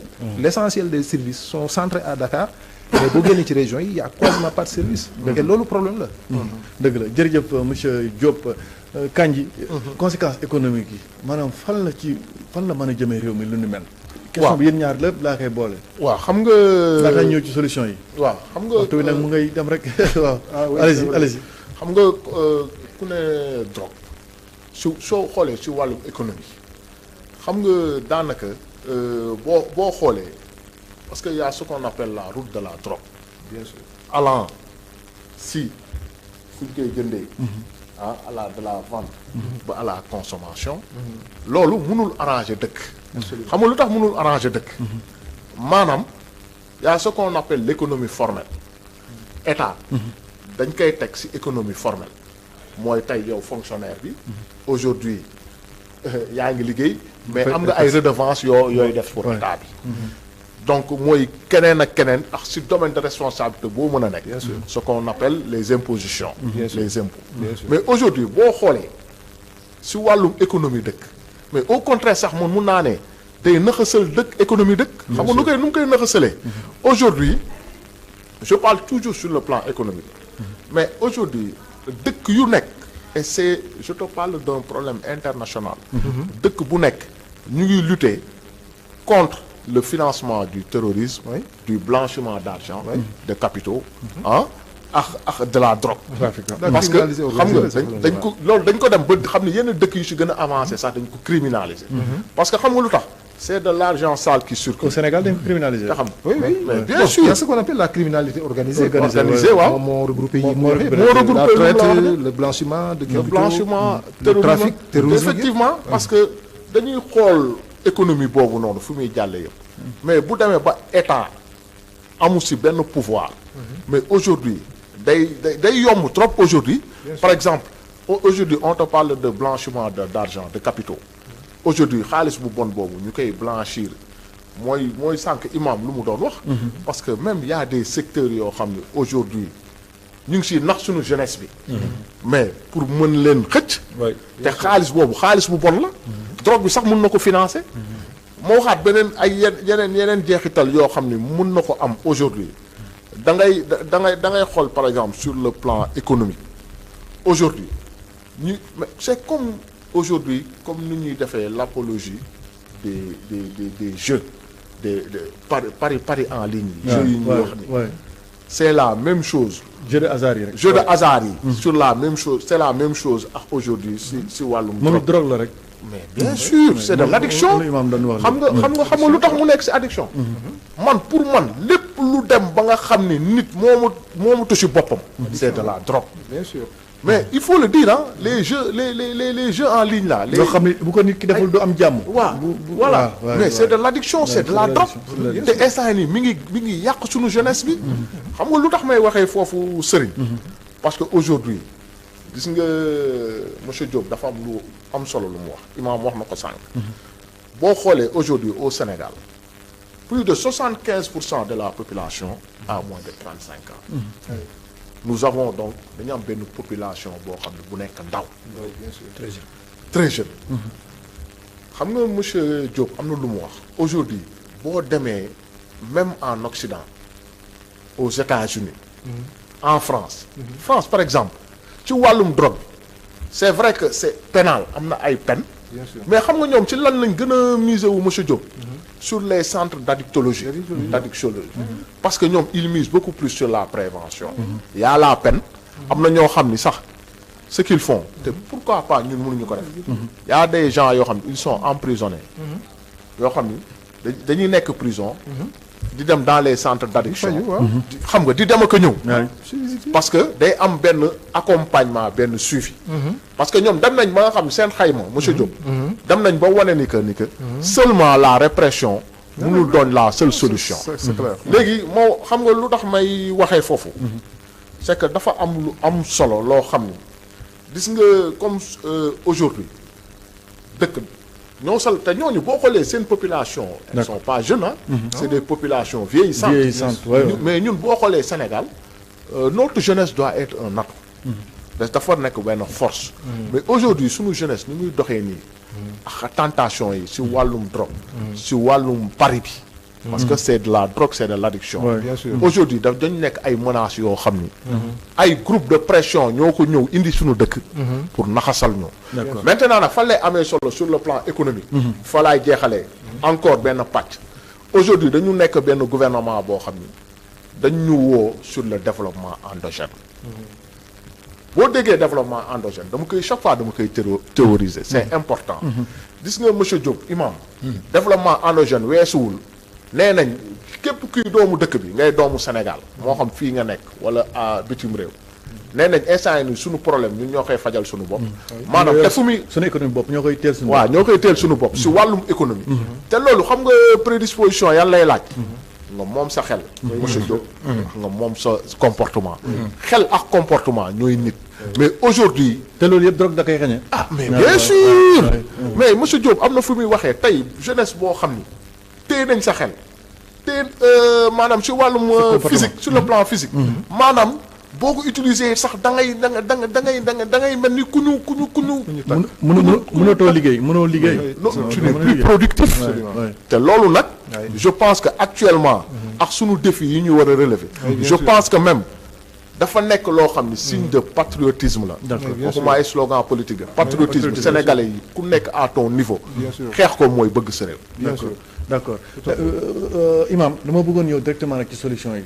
yan solution par exemple yow imam bi yan solution ngay proposer pour par exemple li ñuy wax yëpp ci mbirum drogue moo bu dee mu ngi amit ñu arrêté ko fii mu taxaw wala dootul am wala mu jeex sax si suñu société bi. waaw kenn ku nekk de booy wax ci li ngay naan nga mën a wax. waaw waaye bala may wax ci solution bi lii moo la ci côté économie bi. xam nga wax naa la sànq alxuraan wax yàlla. waaw. ba muy lëkkale gravité drogue. daf boole carte. waaw dugg ci dugal anil xamri wal maysir. mais danger mooy dañu gis fii ku dem ca PMI ba yor kursam. pour moom. c'est pas grave garaawul quoi. waajuram ba ko mbandi mu di ko xas. te ñoom ñaar yëpp. wala keeku tane ko. loolu lu indi loolu. moo lay wàllu relation bi am ci. ñaar yi économiquement. carte gi ak kii bi. jeu hasard yëpp ci la dugg. beneen mooy kii am alal. te bëgg mu yomb. foofu lay jaar. di doroge nit ñi. ci lay jaar. ñun dafa bëri lu ñu war a tuubalaat. suñu musique bi. suñu théâtre yi. suñu lépp loo ci gis. dañ ko war a tuubalaat. parce que jaxasoo na ba dem nekk drogue ci nit ñi. ñun mas nañu def benn iftar saay maanaam dogal aji woor benn soxna mi ngi ànd doom jamono boobu am benn film bu doon daw fii ko daan wax Marimar xuma Marimar amoon na fi koor de ñu ñëw invité leen ay yaay jëriñ ñu ma oustaz waaw ndax fii am na fi mën a seetaan Marimar maanaam kon kooku xam nga kooku drogue woon drogue la weeru koor pour wala ne économie bi ku ci bëgg dara foofu ngay jaar moo tax salaa salaam fedd li yàlla wax ne ni man maalu saalix ak rafet alal du sell bu lisit waaye mu nekk fii yeddi rajuli saalix nekk ci loxo ki ko téye sell ki ko téye ko téye donc relation bi am foofu moom laa wax sànq fi ne lu ñu ko mën a wax duñu génn wax alay malik boobu waaw duñu ko mën a génn ñu daan ak nafs ak hambiris ak wittoo wërsëg waaw te loolu nag bu ñu ko doon settee ni duñ ko yemale ci li ñuy wax nii rek nit ñi fi ne fecc bi drogué nañ ba fi nga xamatu góor a jigéen lu ko waral ay xale yoo xam ñoom la ñuy roy nga dem ci football bi aussi kazalika nga dem ci lamb ji aussi kazalika te li ko encouragé bokk na ci buñ demee dem ba jël loo xamante ne xel la war a jëmal nga wane fa koo xamante ni leneen lay def. comme ñooñu aussi am na ñu leen drogué. bien sûr mais est-ce que football bi mën nañu ko see dugal parce que est-ce que lu divertissement rek nga ñëw ak même yenn série yi wala duñ ko jëlee divertissement rek man tey jii am naa envie seetaan match yi tel par exemple Barça Real ma toog seetaan ko toog est-ce que loolu du divertissement wala loolu day doon. waaw xam nga Barça Real. fi mu ne am na mag ñoo xam ni dañuy xeex ci loolu. am koo xam ne du reer. mën na leen yóbbu si xeex maanaam bu Barça gagné. waaw bu ñu ko gagné du reer. kooku est-ce que deful. surtout ñi ciy joué naar. voilà yow maa la ko yow loo jotee ak Barça. loo jot man li su fa demee ñàkk bañ a reer. affaire bi àgg na fa xam ne jàll. pour prévention bi nag. am lu ma doon wax sànq. ci diine ji tant que amuñu paramètre. ñun waa diine ji nekk fii bu ñuy natte suñ dox ñu l'islam yi ñuy wax du fi gaaw a jóg. l'islam kenn du ko natte ci gaa yaa ngi julli gaa yaa ngi woor gaa yaa ngi asaka gaa yaa ngi di màkk. su yooyu ay obligation la. ci lan lañ ko war a nattee. li ñu koy natte mooy la jeexital bay jóge ci julli ga. ak koor gaag dem màkk ga. te lañ koy natte. solution yi mu yëpp ci problème mu. oui dëkk bi. te lañ koy natte. ok te yooyu yàlla def na dafa neutre. fi mu ne li ñuy wax nii muy drogue. chrétien bi bëgg. waaw musulman bëgg. laayeen bëgg ibaadu bëgg. pourquoi pas ñu am programme boo xam ne dañu naan wax naa la ni bu ñu ko defoon 5 ans yi ci ginnaaw. bu màggal yi ñu wax ci. wax danger yi. gàmm yi ñu wax ko ci. cant yi ñu wax ko ci. ibaadu yi di ko wax. yaay yi di ko wax. te duñu agsi fi. parce que ñëpp ay taalibe rek. duñu agsi fi. mais ñàkk loolu. moo tax dañuy dem nii. dem donc bokk na ci prévention yi. donc li ma wax ni solution collective la mën a doon. solution collective du kenn ku taxaw rek. déedéet ok du la déglu. man lu ma bëri kàddu. mais am na ñoo xam dégluñu. mais sëñ bi li muy posé. di ko wax ci waxtu woo xam ne ñëpp a nekk ci. ñëpp ko déglu ñëpp koy déglu waaye. Sénégal fu dul Sénégal. kii di ko wax fii kii di ko wax fii. mais loolu bu ñu ko waxee benn fan ñaari fan. waxatuñ ko. mais bu dee kii day wax fii kii day wax fii donc li ci gën a am solo. mooy lu mel noonu. bu ñu nee tey fi mu ne bëgg nañ 5 ans yi di ñëw. drogue bi moom. surtout ci ndaw yi. day jeex. mu am programme commun boo xam ni moom la ibaadu bi di wax. bu jeexal discours am. waaw moom la tijaan bi di wax ñëpp bokkale ko. ñëpp bokk ko. wallaahi sëñ bi. dinañ leen dimbali balaa ñu am juróomi at. bu fi jógul. maanaam ñu tëj centre bi. wallaahi asma mais ana programme bu. tout à fait ok loolu mooy li gën a efficace. parce que écoute bi am ci nit ñi. amul ci sëñ Aliou amul ci man mi amul ci Cheikh. donc man jàpp naa loolu bu ñu ko jël muy programme. bu ñu bokk ko. tout à fait balaa ñooy àgg 5 ans bu jeexul ku koy defee sax dina am nee na ko def. loolu daal mooy man li ma gis mooy solution bi. mais solution bi laa lay posé waaye dama bëgg nag laataa nga fay ñëw nga jëlam ma ci comment se déroule seen prise en charge yi c'est-à-dire bu nit ñi ñëwee nit ku par exemple man mii may jëfandikoo aw ñollu bëgg koo bàyyi ñëw ci yéen naka lay dérouler kii boobu prise en charge bi. justement bala may wax loolu dafa am lu ma bëggoon xóotal rek lu ñu wax fii déjà ci imam wax waaw. ci forme addiction yi. Alioune wax na ko déjà dafa am lu ñuy wax addiction aux produits. avec substance am ay addiction comportementale yi ñuy wax yëpp ay addiction comportementale la. addiction au jeu jeu yi nga xam ne dañ koy def carte xaalis. addiction au sport. waaw am na. waay am na ñoo xam ne seen addiction sport la. dëgg la. am na sax ay conséquences. dëgg la. man gis naa koo xam ne ci sport la ñàkkee bakkanam. bëri na. entraînement bu bari. waa ji bu entraîné wul day du nekk. et di ko def de façon exagérée dem ba mu andil ko problème ñu évacuer ko mu ñàkk bakkanam. ndax il a trop dépensé. donc addiction yi dafa bëri lu nit ki di. oui Ouais. addiction dafa bëri ay formes. dafa am lu ñuy wax ay addiction comportementale. addiction du rek ci drogue bi ngay jël wala sangara bi ngay naan. dafa am ay comportement addictif la. am na sur le plan sexuel. am na ñoo xam ne ci wàllu jeu. utum xaalis lañ ko jëmale. am na ñoo xam ne ci sport la leen xirtal. am na ñoo xam ne bu ñu doon feebar sax di waaj a dee sax du leen tey takk seen daal dem daw yi. dëgg la loolu addiction la. dëgg la. seetuñ ci njeexital bi am ci seen wér gu yaram mais ñoom chaque jour ils sont effectivement accros à tel point que il faut ñu def sport. mooy li ngay wax sànq.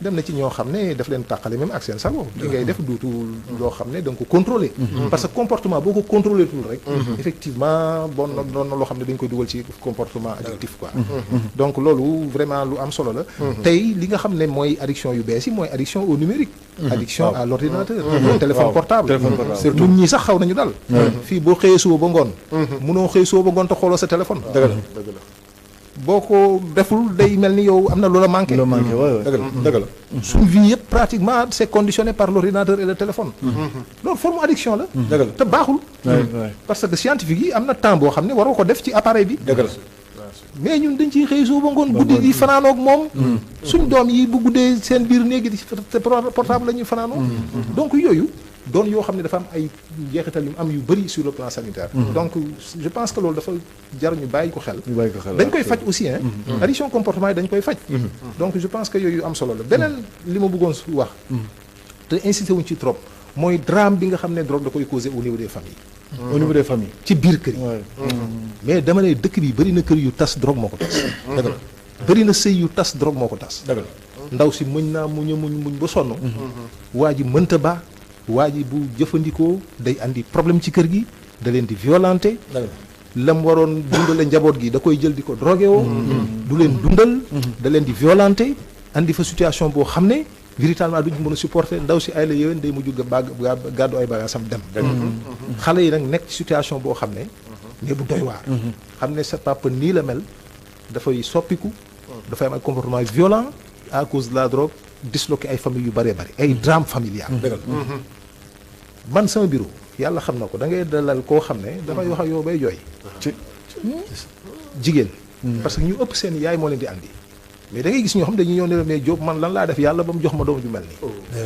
pourtant kii sama àdduna yëpp ci moom laa ko sacrifié waay pour ba jàng jotee dugal naa ko defal naa ko lii xaw ma fu mu jaar ba dugg ci lu mel nii rëccuñu tey nii ak nii la mel dalal naa koo xam ne borom kër la cadre la ci benn société bu mag fii daf ne ma Diop man damay jóge fi ma dëkk uti feneen ma ne ko lu tax mu ne non xale bi mënatuma dëkk ak moom koñ ba véritablement mënatuma fa dëkk ndax xale bi ndax xale bi jëfandikoo trop il me dit bu ma xëyee suba di liggéey taal suma oto ñi ma dëkkandool ku ma ci gis da nga may massaw naan ma muñal rek xale yi de moom yaa mu ne loolu rek daf may fer da koy traumatiser mu ne dematuma jàkka dematuma dëj dematuma fenn dama toog sama kër parce que bëggatuma génn di nekk en contact ak nit ñi ndax sama doom guddi ni muy def ci koñ bi à cause de la drogue mënatuma ko supporter pour wax la que drame yooyu c'est des drames silencieuses yoo xam ne am na fii ni ñu duñ ko yëg mais bëri na kër yu tas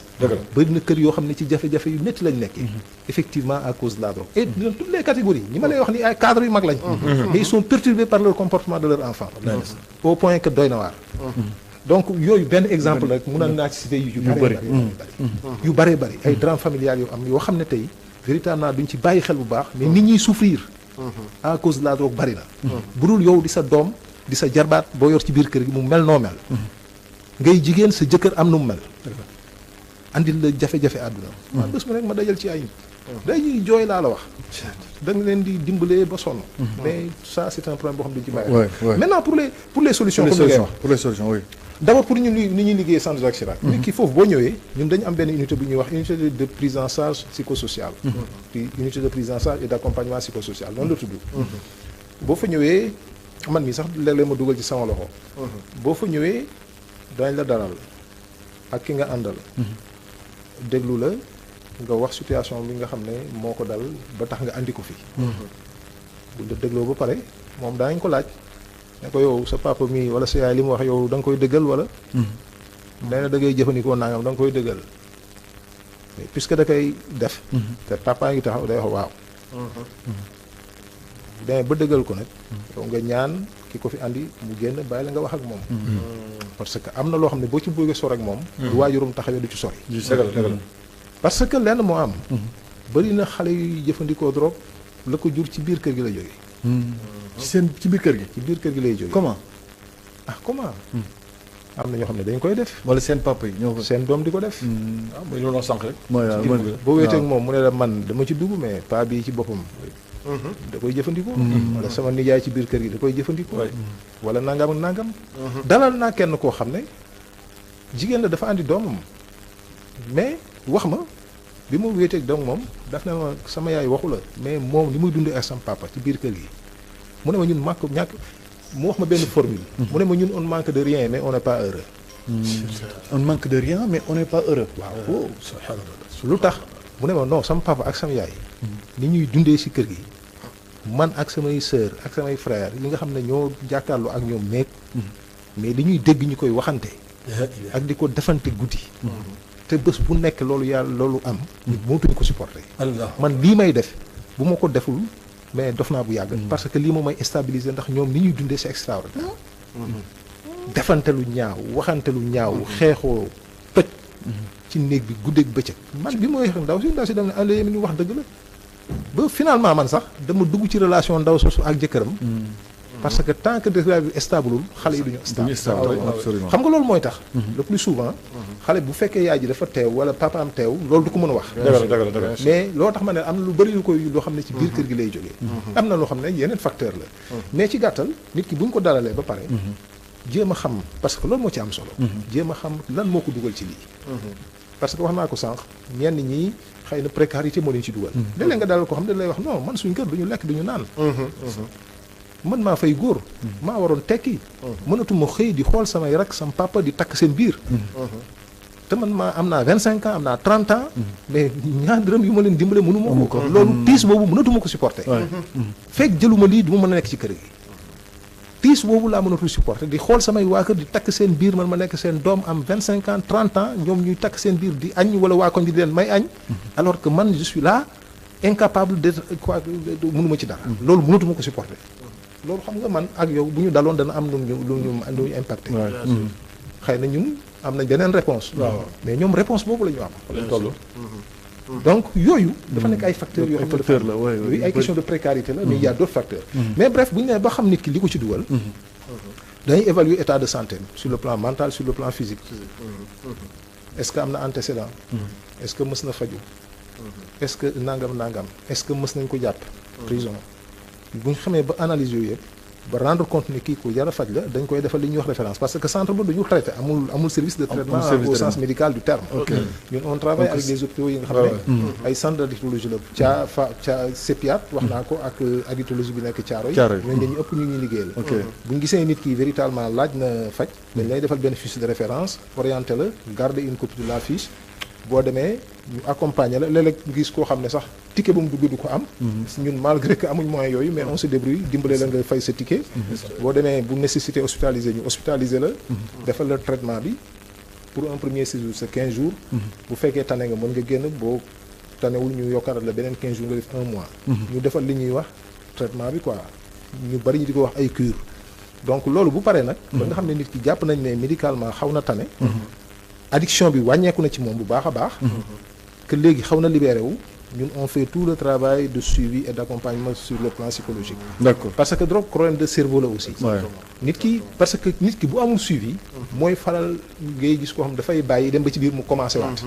am lu ko dal mu commencé waat. loolu bëri na ñu muy dal. même ñiy tux cigarette bëri nañ ci ñoom koo xam day bëgg a bàyyi góorgóorlu bàyyi dem 3 mois 4 mois 6 mois voire 1 an mais recommencer waat. parce qu'il n'a pas le suivi. Il n'a pas l'assistance qu'il faut. soutien psychologique bi nag.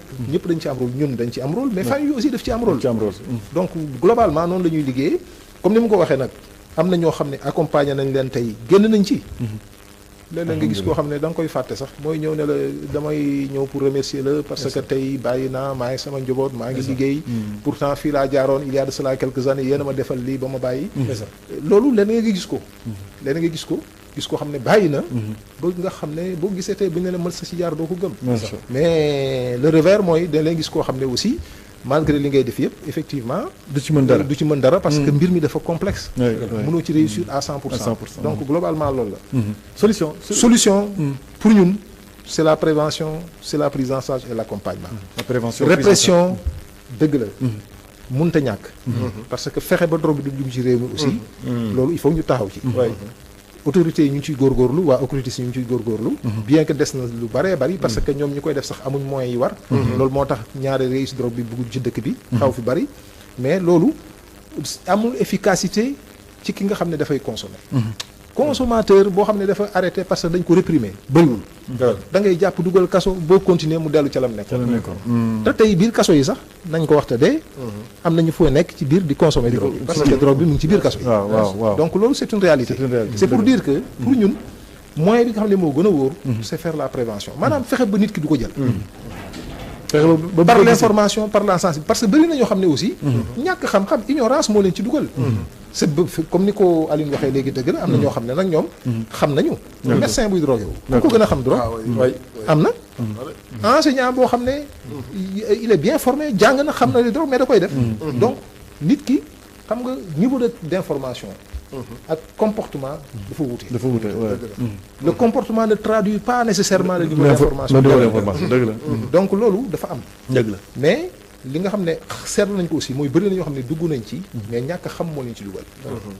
ay xale yoo xam ne xëy dañ ko doon fooyee sax. yaakaar ne lii waaye dama koy def mais bu ma demee ba nekk mag bàyyi ko. wala dama koy def pour 1 mois wala 2 mois mais après dama koy bàyyi. wala dama nekk ci fête gi rek moo tax ma koy def mais bu ma génnee ci fête gi dama koy bàyyi. xamuñ ne produit bii ngay jël. am na ci yoo xam ne boo ko jëlee benn yoon ñaari yoon dootoo ko baax. parce que dafa lay conditionner désormais installé la ci li ñuy wax la dépendance. donc c'est pourquoi pour nous la prévention c'est la stratégie la plus efficace. dañ fexe ba nit ñi buñ ko consommer. parce que boo ci duggee ci consommation pour nga génnaat ci du yomb. nañ fexe ba ñi nga xam ne ñu ngi koy consommer effectivement ñu jël leen en charge traité leen parce que bëri na ci ñoo xam ne ñoom bëgg nañu génn ci li ñu nekk mais xëy na amuñ moyen xëy na amuñ fu ñu jëm xëy na y a beaucoup de problèmes yoo xam ne moo leen ci téye nañu moytu aussi di beddi di dàq di génne ñi nga xam ne daf leen dal te gis borom kër goo xam ne doom da ciy nekk mu xëy génne la kër gi dàq la ne yow ku bon nga sama njaboot yaa ci gën a bon ñu kenn mësu ko fay def juróotuma la comportement yooyu nañ koy moytu. xam ne njaboot boo ko amee aussi mu dugg ci lu mel noonu xëy na boo ci taxawee taxawaay bi ci war yóbbu ko mu faju ji nga conseiller ko accompagner ko soutenir ko. loolu mën na ci génn. parce que loolu gis nañ ko plusieurs fois. d'accord donc bref. yooyu jàpp nañ ne daal mooy les moyens les plus efficaces aujourd'hui et je pense que loolu war nañ ci bàyyi xel bu baax. li imaam wax na dëgg la. mbir yi moom du mbiru. état kese du mbiru spécialiste yi ñu doon ñun kese mais communauté bi dañ ci war a jàpp communauté bu ñu ko waxee kilifa diine yi kenn njëkku leen ci kilifa aada yi kenn njëkku leen ci ay borom kàddu lañ borom baat lañ yoo xam ne lu ñu wax ñu bëri nañ ko topp loolu tax day important que ñun ñu fexe ñoom aussi ñuy dugal seen kàddu ci yu mel nii pour que sensibiliser population bi lii ñu nekk ñu mën ci génn loolu je pense que lu am solo la d'accord Alioune Badara Kandji solution xam nga macha allah monsieur Diop. xam nga fi nga daanelee dañu ne société. on vit en communauté. tout à fait nee nañ communauté mooy yàlla. benn nit mënul yàlla. bien sûr c'est toute la communauté donc loolu la ñuy wax responsabilité collective xam lu tax may waxee loolu. dañu am ay institutions sociales yoo xam ni.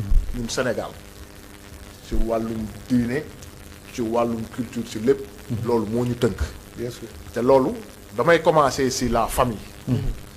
am nga loo wax léegi monsieur Diop c'est important gis nga famille mooy premier lieu de transmission des valeurs.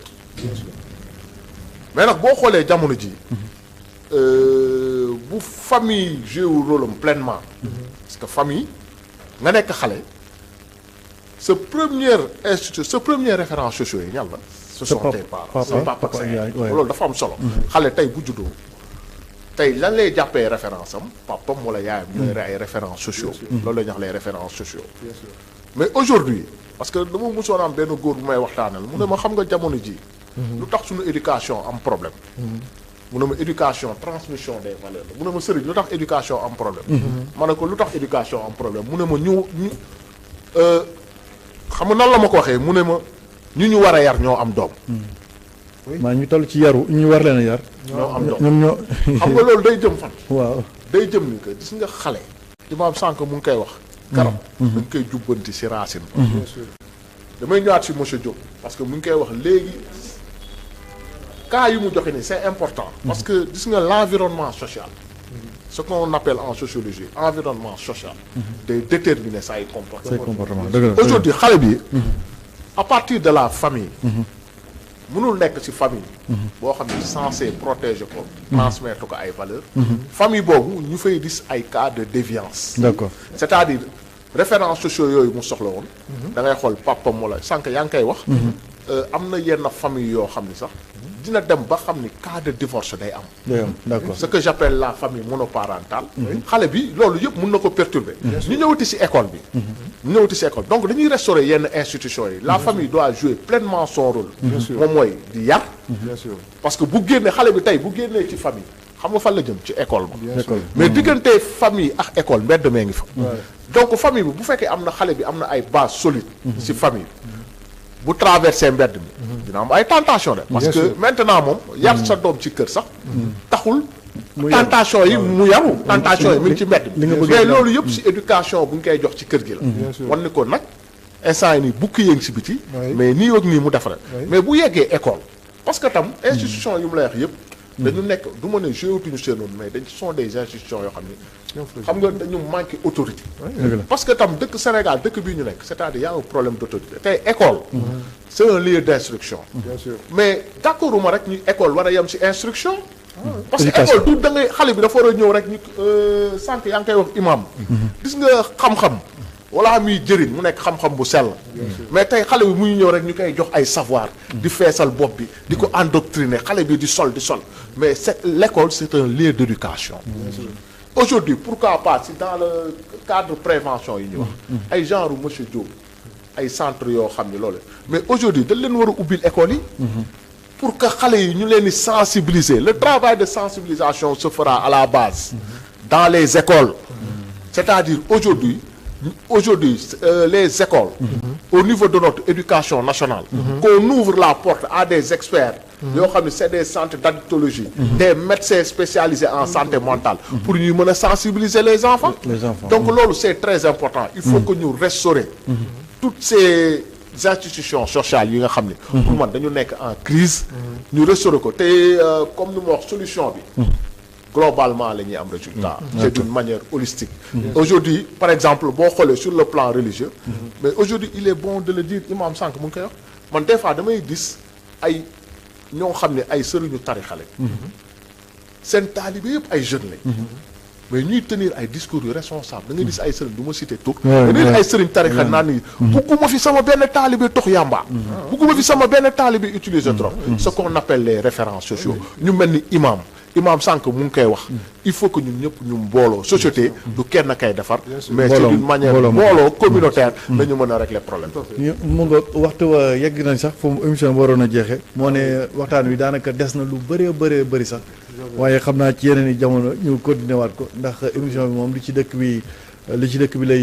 dëkk bi rek lay jukki te lii point la boo xamante ni dañ ko waroon a jukki waxtaanee ko may jaajëfal bu baax a baax ji ma ci àndaloon xanaa imam ngeen kàddu yu tàggatoo yi rek ñu def tour de table ñaari baat lay doon rek mooy li Cheikh wax maanaam góomu xol ay yar du ko fi jële waaw wala kaso góomu xol ay yar ak tëj kaso du ko fi jële parce que lañ koy faje nekkul ci yaram bi ne ci biir xol bi la nekk ci xol bi foofu nañ ko bàyyi xel bu baax d'accord donc li ci des nag mooy wax naa ko sànq il faut ñëpp ànd am lu ñu visé ñëpp di ko waxandoo moo tax yaayu naas ak yaayu dina am waaw bu ñu ko defee rek lépp sotti incha allah jërëjëf Cheikh bëgg nañ la kàddu yu tàggatoo yi waaw jërëjëf kàddu tàggatoo bi moom mooy li ma wax rek nañu insister ci aspect prévention bi lu am solo la fexe ba ndaw ñi duñ ko consommer jaar ci école yi am na école yoo xam ne léeg-léeg ñu invité ñu jaar fa mais comme li nga wax dañ ko war a def un programme boo xam ne mooy toucher le niveau national je pense que loolu moo ci am solo donc di remercier mënu moo ko ñàkk a def waa comité interministériel de lutte contre la drogue man mii fa laa bokk à travers le commissaire Cissé di leen remercier bu baax parce que ñoom ñoo ŋànk lutte contre la drogue au niveau du Sénégal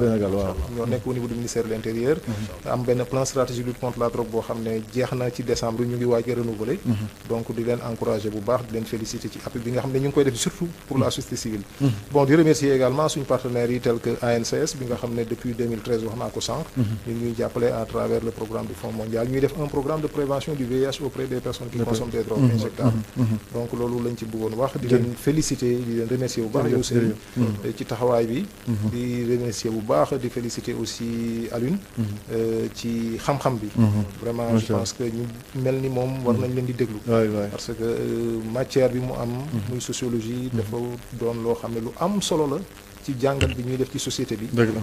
et je pense que loolu am solo la imam kenn du discuter aussi rôle bi nga xam ne diine am na ko. ci suñu société yi. oui. donc moom aussi di ko féliciter bu baax ci xam-xam bi leeral yi nga xam ne andi na ko. donc globalement daal jàpp naa ne émission bi moom émission bu am solo la. jërëjëf. lu mu gàtt na nag pour ñun. parce waaw. que li ñu waroon wax. waaw, je waaw, pense waaw. que des na lu bari. waaw mais noonu la ko yàlla mais doon merci beaucoup. yeneen i émission ñu ngi suñ kanam incha Merci, allah incha allah. incha allah promettre naa leen ko promettre naa leen ko yéen tamit ñi doon seetaan Ali xanaa kàddu tàggatoo yi waaw kaddu tàggatoo yi mooy déjà yow di la remercier Serigne. parce yow que yow yaay le sociologue waaw. attitré de l'émission li ci dëkk bi parce que Serigne. xam nga souvent gars yi invité yi du ñu faral di remercier le journaliste. mais yow da nga nekk di def liggéey bu am solo. parce que à l'heure où on parle aujourd'hui même rôle journaliste rôle presse ah parce que yéen da ngeen di façonner ay nouveau type de citoyens. da ngeen di bokk sur ce que j'appelle l'éducation le façonnement des esprits et l'éducation je pense que le problème mu drogue bi nii le fait que nga def ci émission parce que dafa doon benn phénomène social boo xam ni dafa récurrent dafa gën a tegu suñu société te je pense que genre émission yi am na ci solo di remercier imam parce que référence sociale la société moom dafa am fu ñuy dem rek c'est-à-dire ku nekk rek nañ ko jox cëram macha allah di remercier monsieur Diop tam moom mu ngi may wax ay kii mais je pense que lu muy def am na solo loolu macha allah am na solo jërëjëf macha allah jërëjëf jërë ngeen jëf yéen tamit ñi ñu doon seetaan di jaajëfal ñi ñu àndaloon ci émission bi tey di jaajëfal ñi nekkoon ci technique bi Abdoul Aziz Fall mu nga ca régie ba ànd ko ak Abdou ci caméra yi soxna Mami Kanté ak Serigne Saliou Bey laa ci jàkkaar lool ak mbooleem ñi jàppoon ci technique bi di leen jaajëfal bu baax a baax ci ànd bi ngeen ci àndoon ak ñun jox leen dig daje beneen altine ci beneen émission li ci dëkk bi incha allahu rabbi